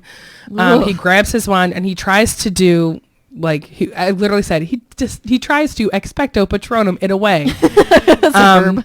And so we know it's the Patronus charm. And if you don't know, if you haven't listened to our previous episodes, I don't know why you're listening to this one, but hey, you do you. Expecto patronum literally translates to I await a guardian. And if you do a strong enough Patronus charm, it like comes out as an animal, I believe. Is it always a creature? A corporeal Not Patronus. always. It's always an animal, but it might not be. This like strong enough is what I'm saying. Got it. Yeah. So You're right. Sorry. I'm always right. People are like people Patronuses. I literally my was like, Patronus is Sarah. I was literally gonna be like, wait, who has one that's not an animal? So there's an article about the Patronus charm on the Wizarding World. And we say it's the Patronus is the most famous and famously difficult defensive charm. The aim is to deliver a silvery white guardian or protector, which takes the form of an animal. The exact form of a Patronus will not be apparent until the spell has been successfully cast. One of the most powerful defensive charms known to wizard kind, the Patronus can also be used as a messenger between wizards. So cool. As a pure protective magical concentration of happiness and hope, the recollection of a single talisman memory is essential in its creation. It is the only spell effective against Dementors, the majority of witches and wizards are unable to produce Patronuses, and to do so is generally considered a mark of superior magical ability. I'm not going to read this whole article because there's a lot, and we've already gone through Patronus charms, but I would like to point out that Dolores Umbridge can produce a Patronus charm. She can, yes. That's not okay. And think about, like, someone I recently read online that someone was like, her being like, she thrives, like that's her happy memory, is like being mean to people and like having all, like that's her happy place, because she is the cat Patronus that patrols during the trials. Sorry. You're a disgrace to cat people. I know. It's also telling though how many people Harry is able to teach how to do the Patronus charm too.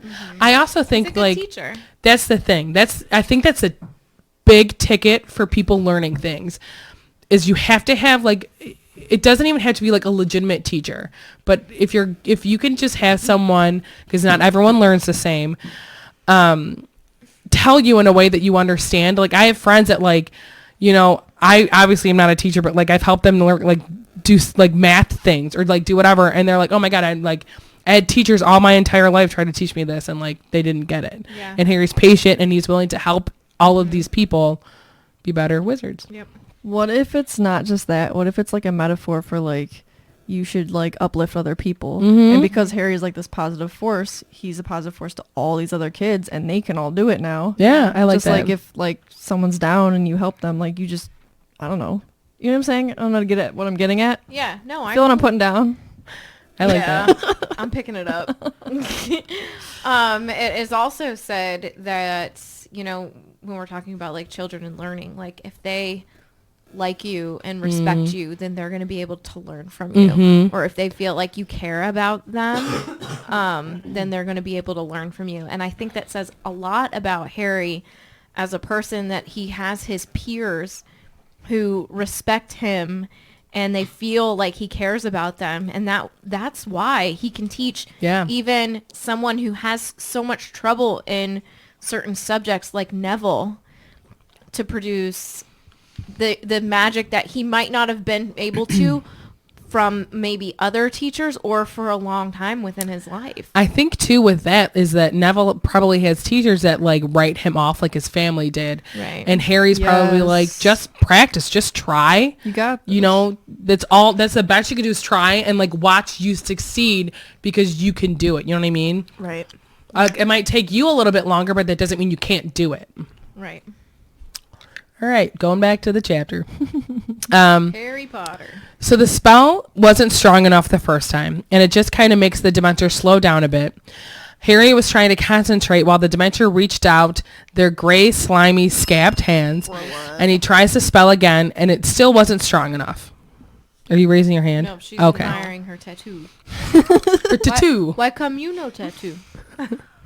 So the Dementor's hands are like basically like around his neck. So this is 2 times in one night that someone's hands are around his neck. I guess they're not someone, they're just Dementors. But whatever. And he's trying to think of something happy while hearing Voldemort in his head from their last encounter.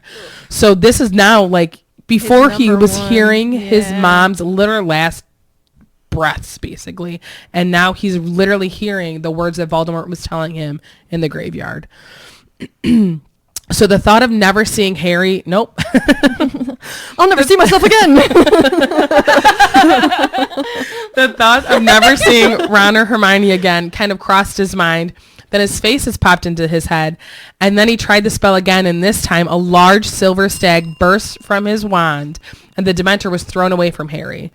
Then the stag charged at the Dementor and it flew away. So I like to point out, as much as Harry was kind of hating on Ron and Hermione this entire chapter, because I get it. I totally understand why he would be thinking feeling the way he does. But the thought of his two best friends is the reason he's able to produce the charm this time. Yeah. He loves them. For sure. It's just a huge bag of emotions that he's carrying around with him, the poor guy. So then Harry then has the stag go towards Dudley. Harry's also running kind of towards that way. The Dementor is close to being able to give Dudley a kiss. He's literally trying to pry his hands away from his face. I hate how it's described as like almost lovingly. Ugh. Yeah. So Harry has a stag charge at the second Dementor, and then it flies away after being thrown from Dudley. And I thought it was really interesting when I was reading it because it was both times like the stag pierced the Dementor with its antlers. Yeah, I like that. And I just thought it was really cool. So then once both of the Dementors were gone, the stag kind of dissolved into a silver mist.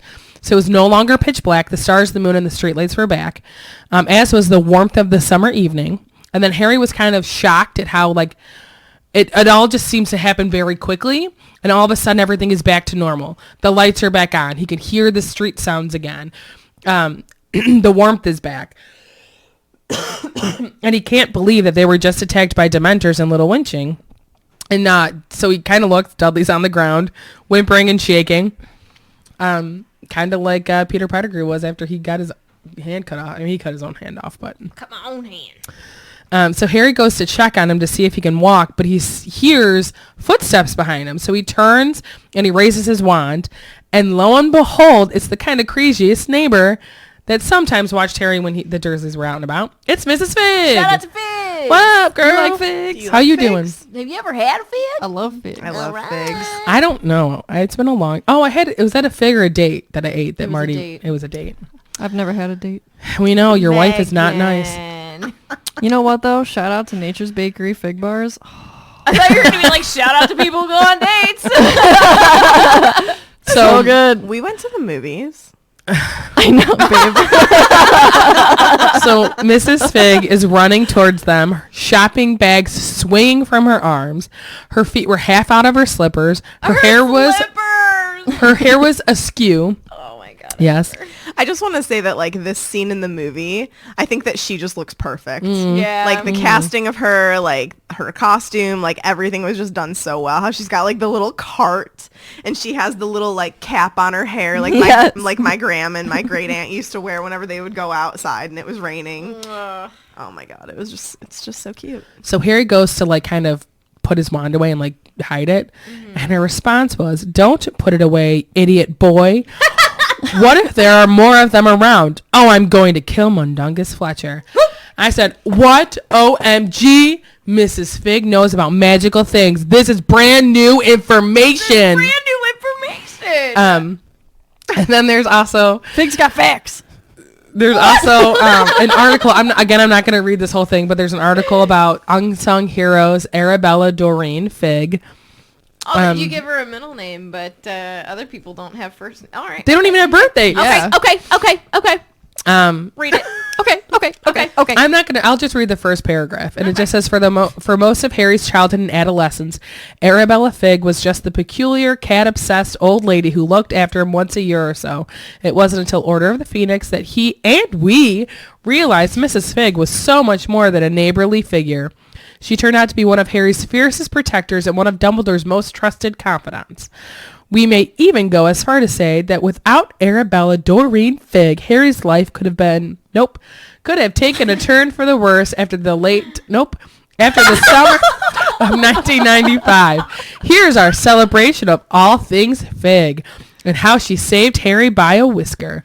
The first thing is all about Fig Newtons, and I'm kidding. But She invented talks them. about she's a squib and how she didn't let that define her. And there's a picture of Argus Filch, who is also a squib. And he did let that define him. Yeah, so it's got a whole long article. But we enjoy Mrs. Fig and We her. enjoy figs in general. Yeah, and we enjoy her Fozzie likes figs. being part of the crew to make sure that Harry survived and didn't do anything too dumb. So does this mean that like technically Mrs. Fig is a part of the Order of the Phoenix? Yeah. Yes. Oh yeah. I like it. Don't they call her Figgy? Yeah. That's Yeah. Oh, Figgy. Oh, Figgy. Lay on some lightning bolt. Lightning bolt questions. Yeah. Okay. Oh, It was so start with tasty. Shannon. Shannon. Where's that? Do you want me to read Yeah, it? Gamer Girl Claire's before that. Do you want to read really? it to us? Gosh. There. If you had the anxiety and pent-up frustration / anger / PTSD that Harry has, how would you release it in a positive way? That's hard. I don't. I don't always have the best would- ways of dealing with my anxiety. I would read. Reading helps. I would read. Actually, taking a bath Oh. helps Or a lot run. I for was gonna me. say, I Working shower. out. I was gonna say work out. Like Harry could have used this summer to get pretty yeah. buff. Working out keeps me good. He Taking- could have gotten buff. So swole. taking a bubble bath. Leviosa. Do you even Leviosa, bro? I have that on a workout tank top. You're like, you could have worked out. You could have gotten so buff. Working out really helps my stress level when It I does. actually That's why do I it. every morning. Yeah, I get Watching Harry Potter helps me. Harry, I should have watched He Harry can't Potter. watch himself. that. I mean, he can. Look in the mirror. Taking a bubble bath or like using a bath bomb and just like relaxing. I take really hot showers. That's what I do. I And enjoy, other like, things a- that I'm not going to say on the like podcast. just doing self-care things like doing a face mask or like Yeah. painting your nails, do that You stuff just like that. have Like it to- really does help me. You have to find out like what works for you. So like a Everyone's bath might different. not help me, but it would help Megan. Or, you know, running 8 miles might help someone, but it might not help me because I would be like, I would sound like a dementor after running 8 miles. I would have the death rhythm. My latest de-stress is like throw on an episode of Queer Eye, sit with a cup of tea, and have my cat in my lap and my wife at my side. That is my latest, Or even- like, decompress. There are times where like I'll call my best friend and I'll like have an hour conversation with her where like I'll just vent about everything, and at the end of it, like she doesn't even have to say anything back to me. She doesn't have to give me any advice. Just knowing that like there's someone there listening, or even writing it all down.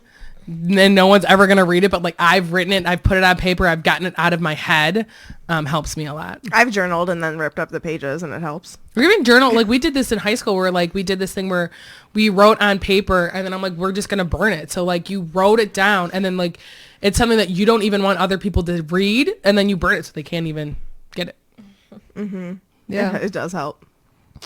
I still pray sometimes. It helps me a lot actually. Olivia says, did Dumbledore and Mrs. Fig date? Nah. And I really liked Did they eat a date together? April replied and said, I doubt it because Dumbledore's gay. And I believe that Arabella Fig is a Mrs., so she must be married. She is Mrs. Fig. Yeah. So there has, So- I mean, she could do what she Mr. wants. There probably is a Mr. Fig. Who is this Mr. Fig? Who's Mr. Fig? Who's Mr. Fig? Danny DeVito. That would be cool. Shannon asks, would you guys rather be a squib but know the world exists and can't partake in it, or just be a muggle who knows nothing? Muggle. Squib. A squib. I don't know. Ignorance is bliss. I want to walk through Diagon Alley. Yeah, just to be able to like be a part of it and even see it. No, but it 'cause also would be like super FOMO. I'm just going to use that Yeah. phrase again. No, I'd rather be a muggle.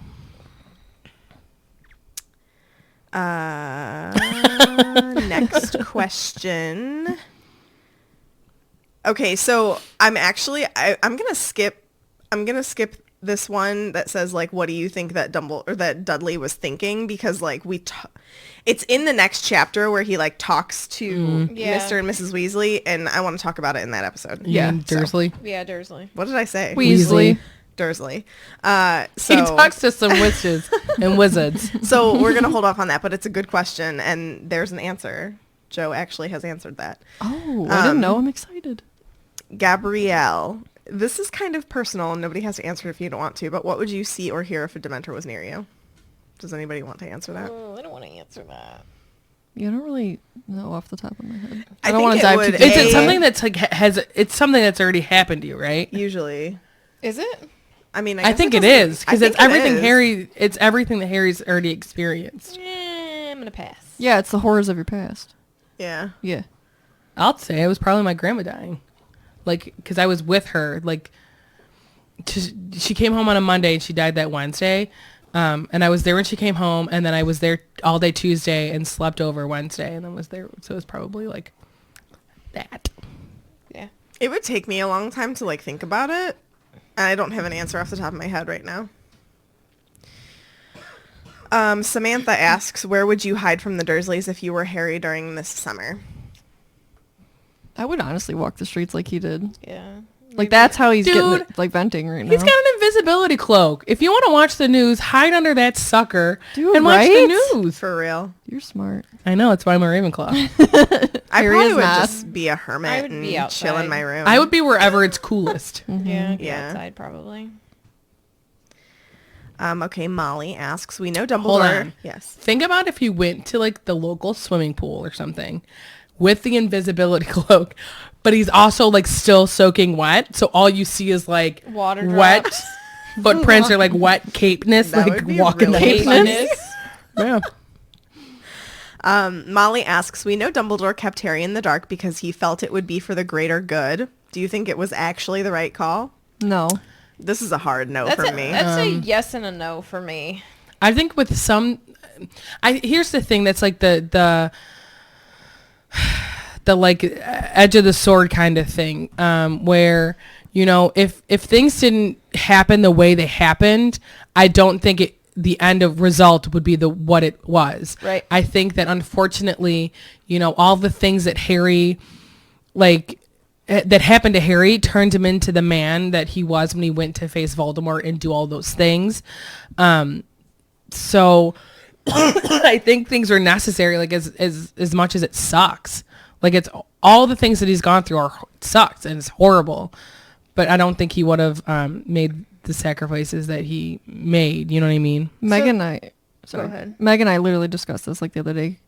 But like we think maybe Dumbledore should have been like, look, this is my fear, so like we need to maybe like I'm not just abandoning you, but like we need to have some space because I don't know X, Y, and Z. Like, like- don't keep him in the dark, but don't keep him in the loop, kind of like that sort of thing, where just be like, Tell him why. I'm not mad at you. I don't want to not, like, it's not that I don't want to talk to you, but I can't right now, so respect that, please. But Just is so that- that, like, Harry's aware that there's a reason, and he may not need to know the reason why, and Dumbledore doesn't really even need to explain it, but to just, like, ease Harry's mind and be like, Dumbledore has a reason for this. That's okay. I get it.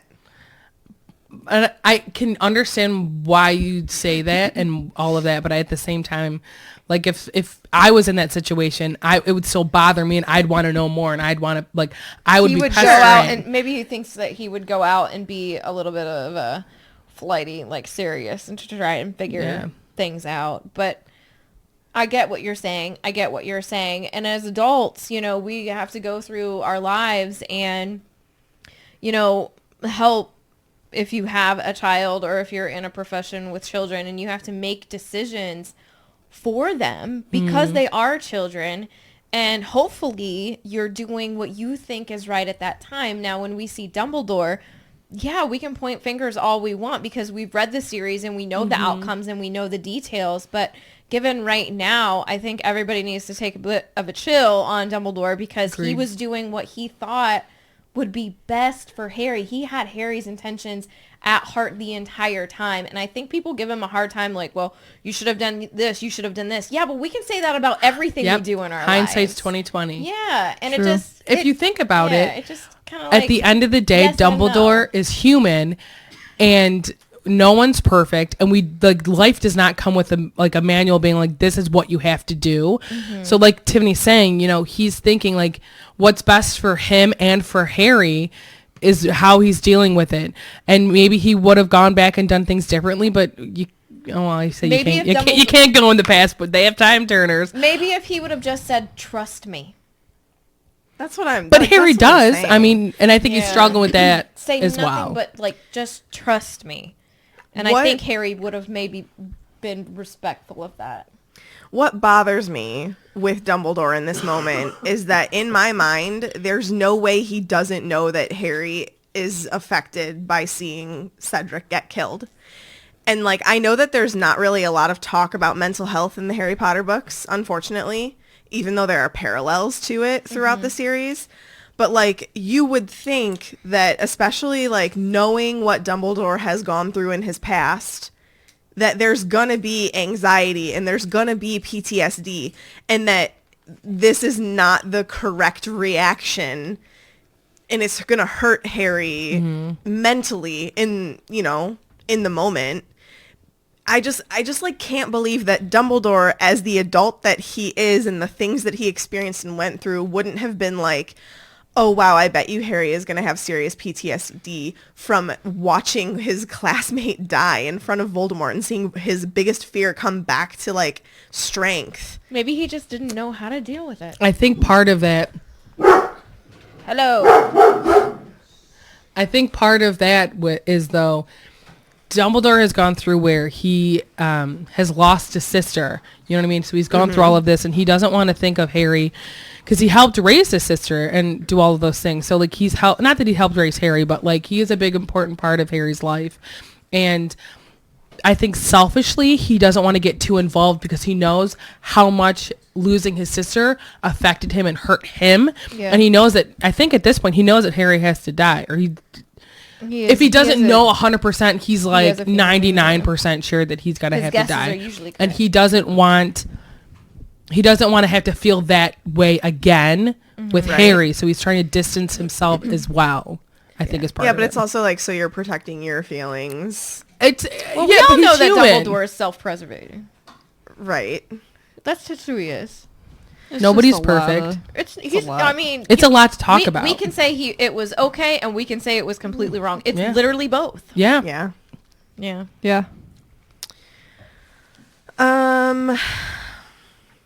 What do you think Dumbledore was doing during the summer?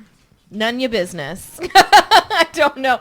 Working for the Order, probably trying to get everything to do with the Giants, everything to do with any other kind of maybe talking to goblins. It's a lot of planning. Like yeah. A lot of planning. Probably a lot of Horcrux things and all that jail. Yeah, he's doing a lot of the Order of the Phoenix stuff, like getting the old group back together and like trying to get the gang back together. Yep. I'm going to do 2 more and then we're going to cut it off and go to the fan story. Okay. If you were the serious figure in a troubled teen's life, what kind of support would you give them? Okay. Yes. Seriously. I'm a serious figure. Okay. Read it again. If you were the serious black figure in a troubled teen's life, what kind of support would you give them? Talk to them. Mm-hmm. I would try to get him to be like with me. Vent. I sound awful. Sorry, but that's what I would try to do is like, you need like I always say, the number one thing in any relationship, whether it's like a romantic one or a friendship or like a guardian kid situation, like you need to communicate. And I think that helps, with anxiety and all of the things he's going through. And he just needs to talk to him more and like screw what other people say. Sirius also is one of those like happy-go-lucky type of people that like doesn't necessarily think about anxiety or anything, because like I don't think that he really suffers from those things as much. So like I just think that he just doesn't necessarily think of those things. And like he is like the most out of the trio and everything. Like he's definitely the most helpful in Harry's mind, like saying things that he's like not just trying to tantalize him, but like, or tease him with like information. He's just saying like, trust us, like it's okay, like we're gonna get you as soon as we can or whatever. So yeah. Okay. Last one is somebody asked what my new tattoo was, so I was gonna tell. Of course. Jeez.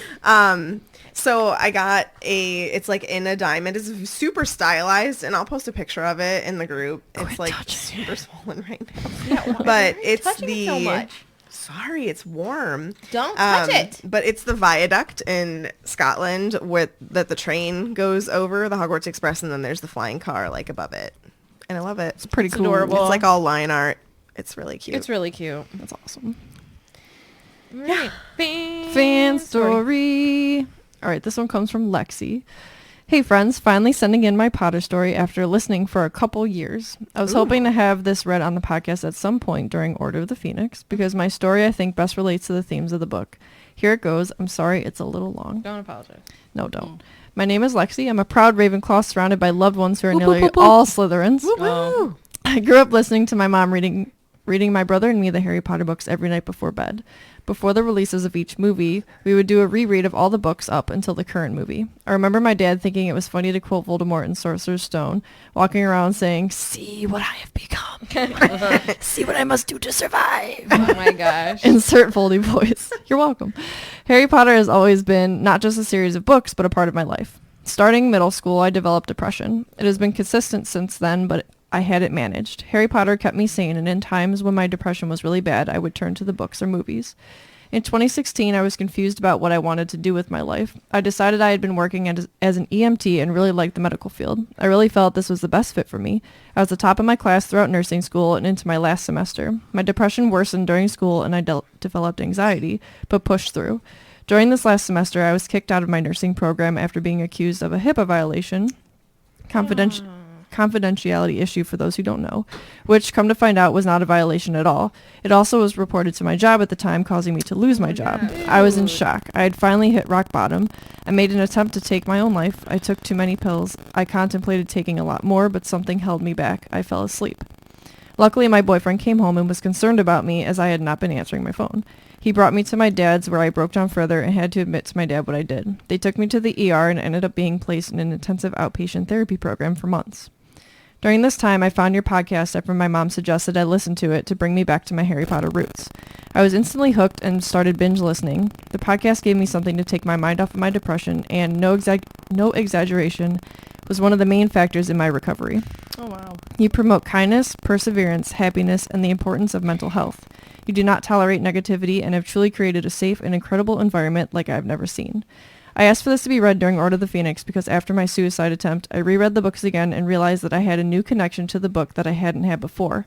I felt the loneliness of Harry and understood more than ever what Dementors really represented. I felt such a connection to Harry when he broke down in Dumbledore's office after Sirius died and said that he just didn't want to do it anymore. But Harry pushed through, and so did I. If you're wondering, I ended up finishing nursing school and passing my NCLEX in 75 questions, the minimum. I've never heard anyone say it like that. Dude. What is it? They call it the N class. Oh, I didn't know. And I'm like, wait, what are you reading? And now work as an ER nurse in the busiest ER in the state of Wisconsin. Hold on. I just want to congratulate you because that's amazing. And hopefully I can gain some of your awesomeness when I do that. So that's amazing. Yeah. Congratulations. Yeah, That's congratulations. Honestly, I persevered and showed everyone who said I couldn't that I could. I go to work every day and am able not only help the sick, but am able to help those coming in with suicidal thoughts or actions just as I had. For anyone struggling with depression, anxiety, or suicidal thoughts, or any other mental illness for that matter, you are not alone. If we can take anything from Swish and Flick, it's that there is always someone there, even when you feel like you're all alone. Ladies, you will never know how much you have changed my life, but I hope you understand that I am just one of many people who owe their mental health and sanity to you. You are truly beautiful humans. For anyone who's hurting, just remember, happiness can be found in the darkest of times if one only remembers to turn on the light. Oh my goodness. Had me in tears, giving me the feels, Lexi. Thank you so much for your story. Hearing those things, honestly, like, it's still, like, that's the best part about this podcast. Like, talking with all of you about one of my favorite things, but hearing how this podcast has helped other people, that will forever be my favorite. Like, every time we get a story like this, it's always the absolute best. And I am so happy that you're here. Yeah, I don't have words except for, like, thank you for still being here. Thank you for Pushing through. I love that you found this connection and it made you feel safe and like you could do it. And I'm glad you did. Like, congratulations. That's awesome. Yeah, gosh. On lots of levels. Yeah, like, you're a very strong human being and you're a beautiful human being. So keep at it. Yeah. We just, like, just hearing that, hearing from other people that we promote kindness, perseverance, happiness, and the importance of mental health, we've done our job. And we didn't even know it was our job to do. Yeah. Right. I always like to say I'm the person that, like, I love sad things, but I don't like sad people. And so I try to, like, make jokes so they'll laugh. So when I hear stuff like this, like, it makes me feel better it makes me feel good that, like, I'm helping other people. Not just me. We all are. And that, you know, we're promoting, like, we don't like negativity. So we're promoting all this great stuff. So thank you. And literally, it's awesome that you finished nursing school. It's awesome that you Crushed it. and you're working in the ED, and that's not an easy thing to do. No, I've been in an ED before working, so that's awesome. So thank you. Yeah, you rock. You're awesome. Social media, you. Oh yeah, it is me next, isn't it? You can follow us on Facebook at Swish and Flick Podcast, and also on Twitter and Instagram at Swish Flick Cast. You can subscribe to us on YouTube, which is where we did this episode live. So thank you to everybody who was here and listened. You can support us on Patreon at patreon.com/SwishFlickCast. And on top of like all of the things that we get to do thanks to Patreon in terms of like upgrading technology, making sure that the podcasts stay up on iTunes and Podbean, running our store, getting merch, doing giveaways, all that kind of stuff.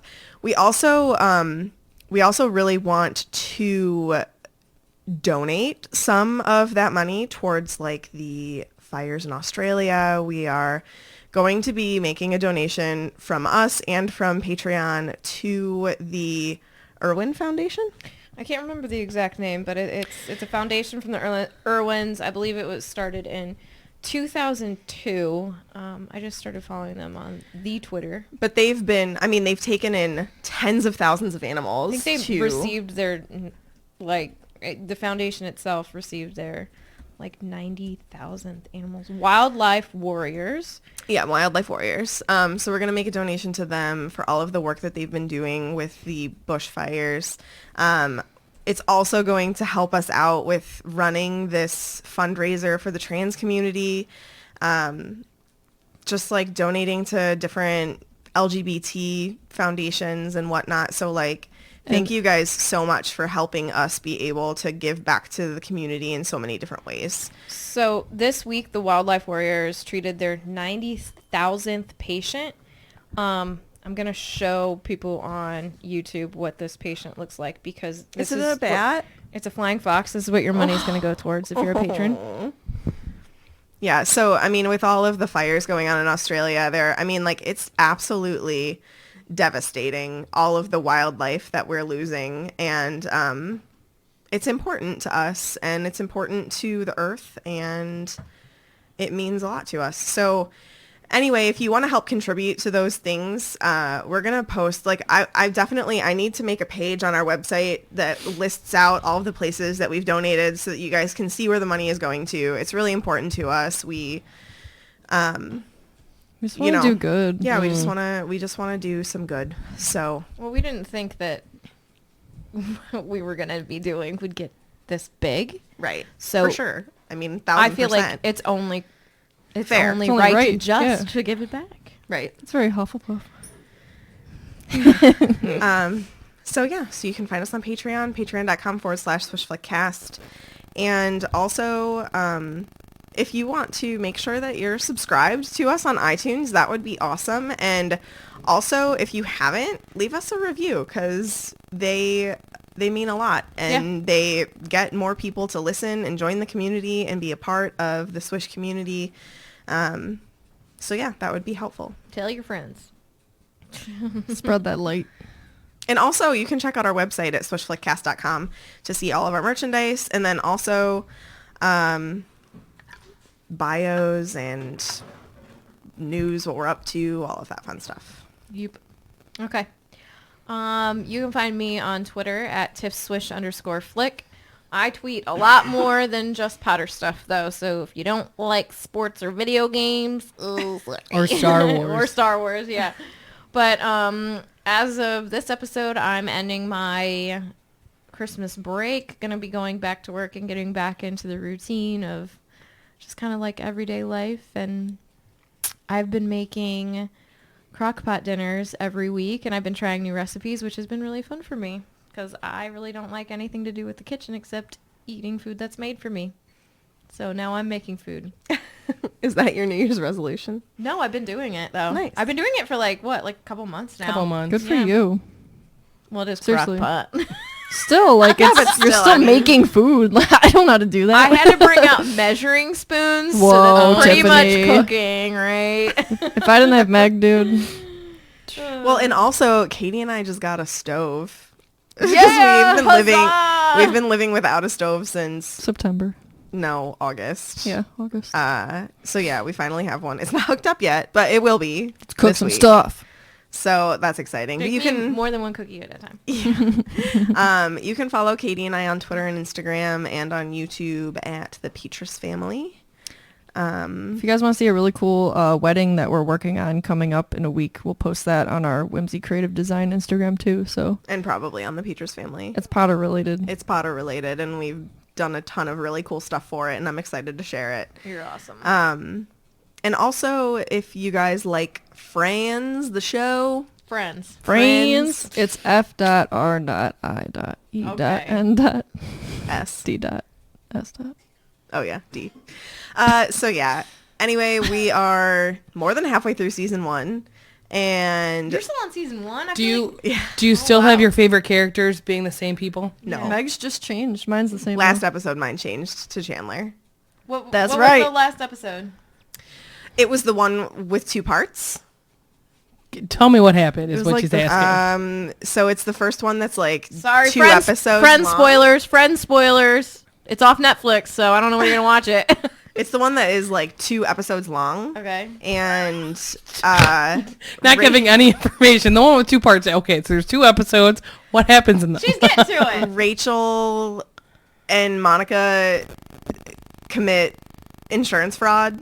Oh, yeah, at the And- doctor's Yes. office. And then like the ER doctors make an appearance. Yeah, George Yes. Clooney and Noah Wiley. Yeah. George And Clooney. then George Clooney. Joey is dating Phoebe's twin, Ursula. Ursula. Yeah. Yeah.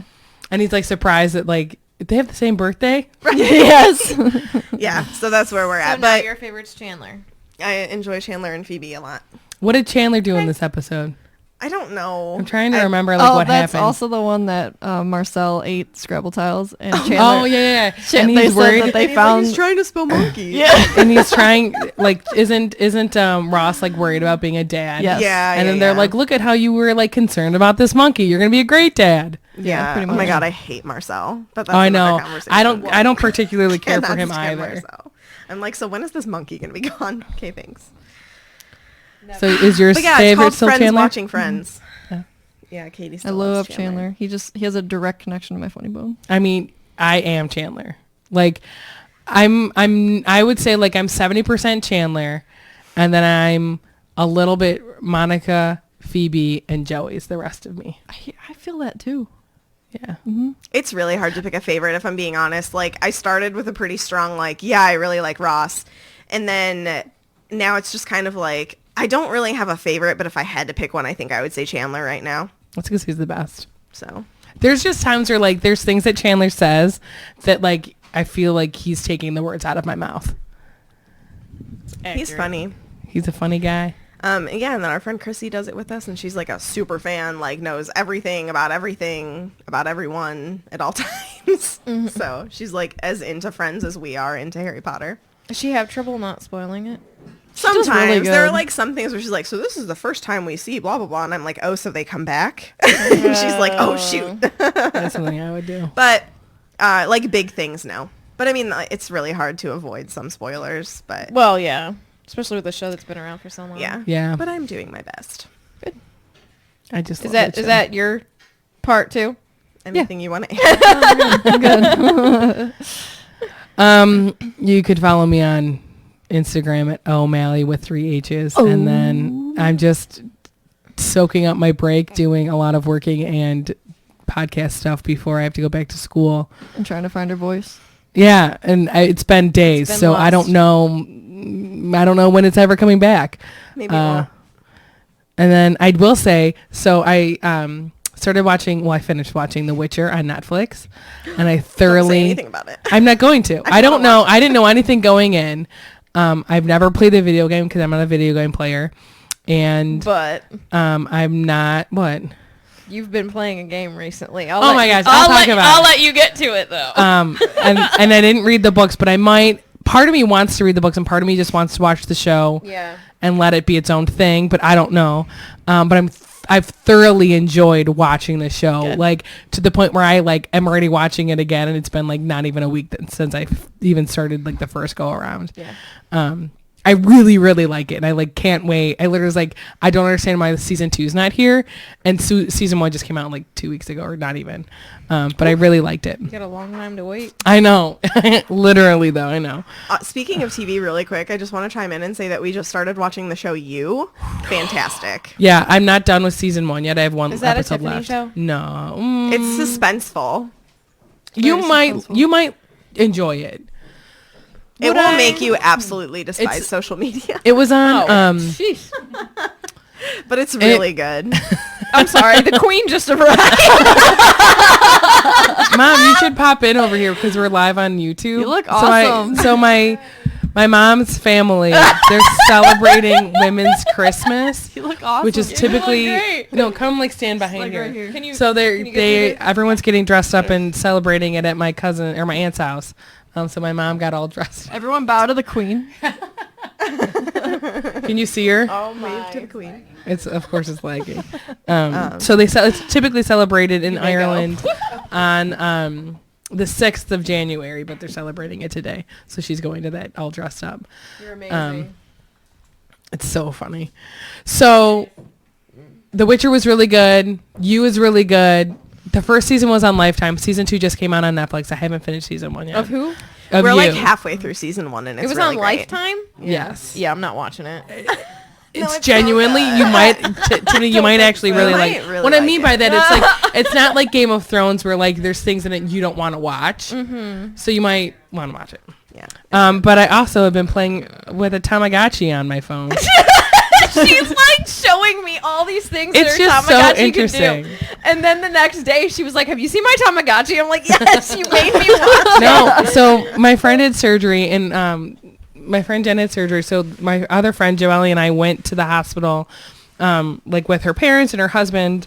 And so while we were like waiting, because it's like hours of waiting to like for the surgery and then like recovery and then her room, and she's like, here, she showed me her Tamagotchi thing. I was like, I need this app, and then downloaded it. No, I and I've gotta been do playing it it. for I days. know, now I want a Tamagotchi. I love Tamagotchis. I need to show you. My Watch niece has got Tamagotchis for Christmas, like the real, like the ones from. Yeah. Oh, sorry.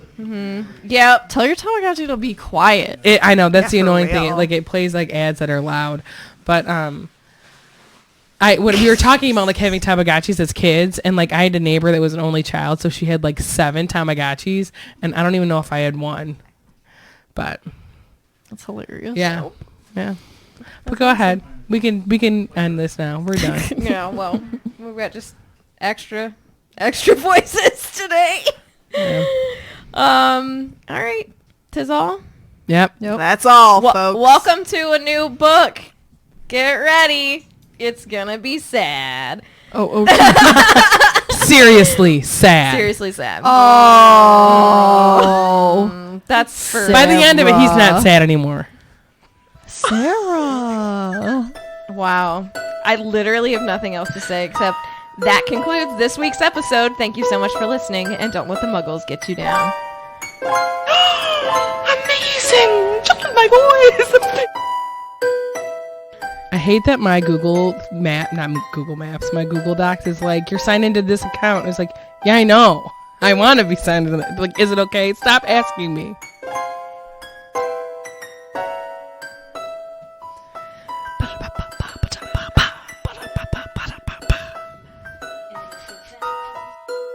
Hey, how are you?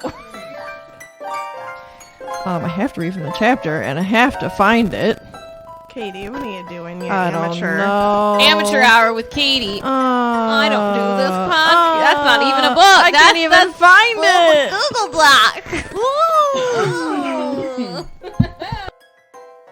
Doc.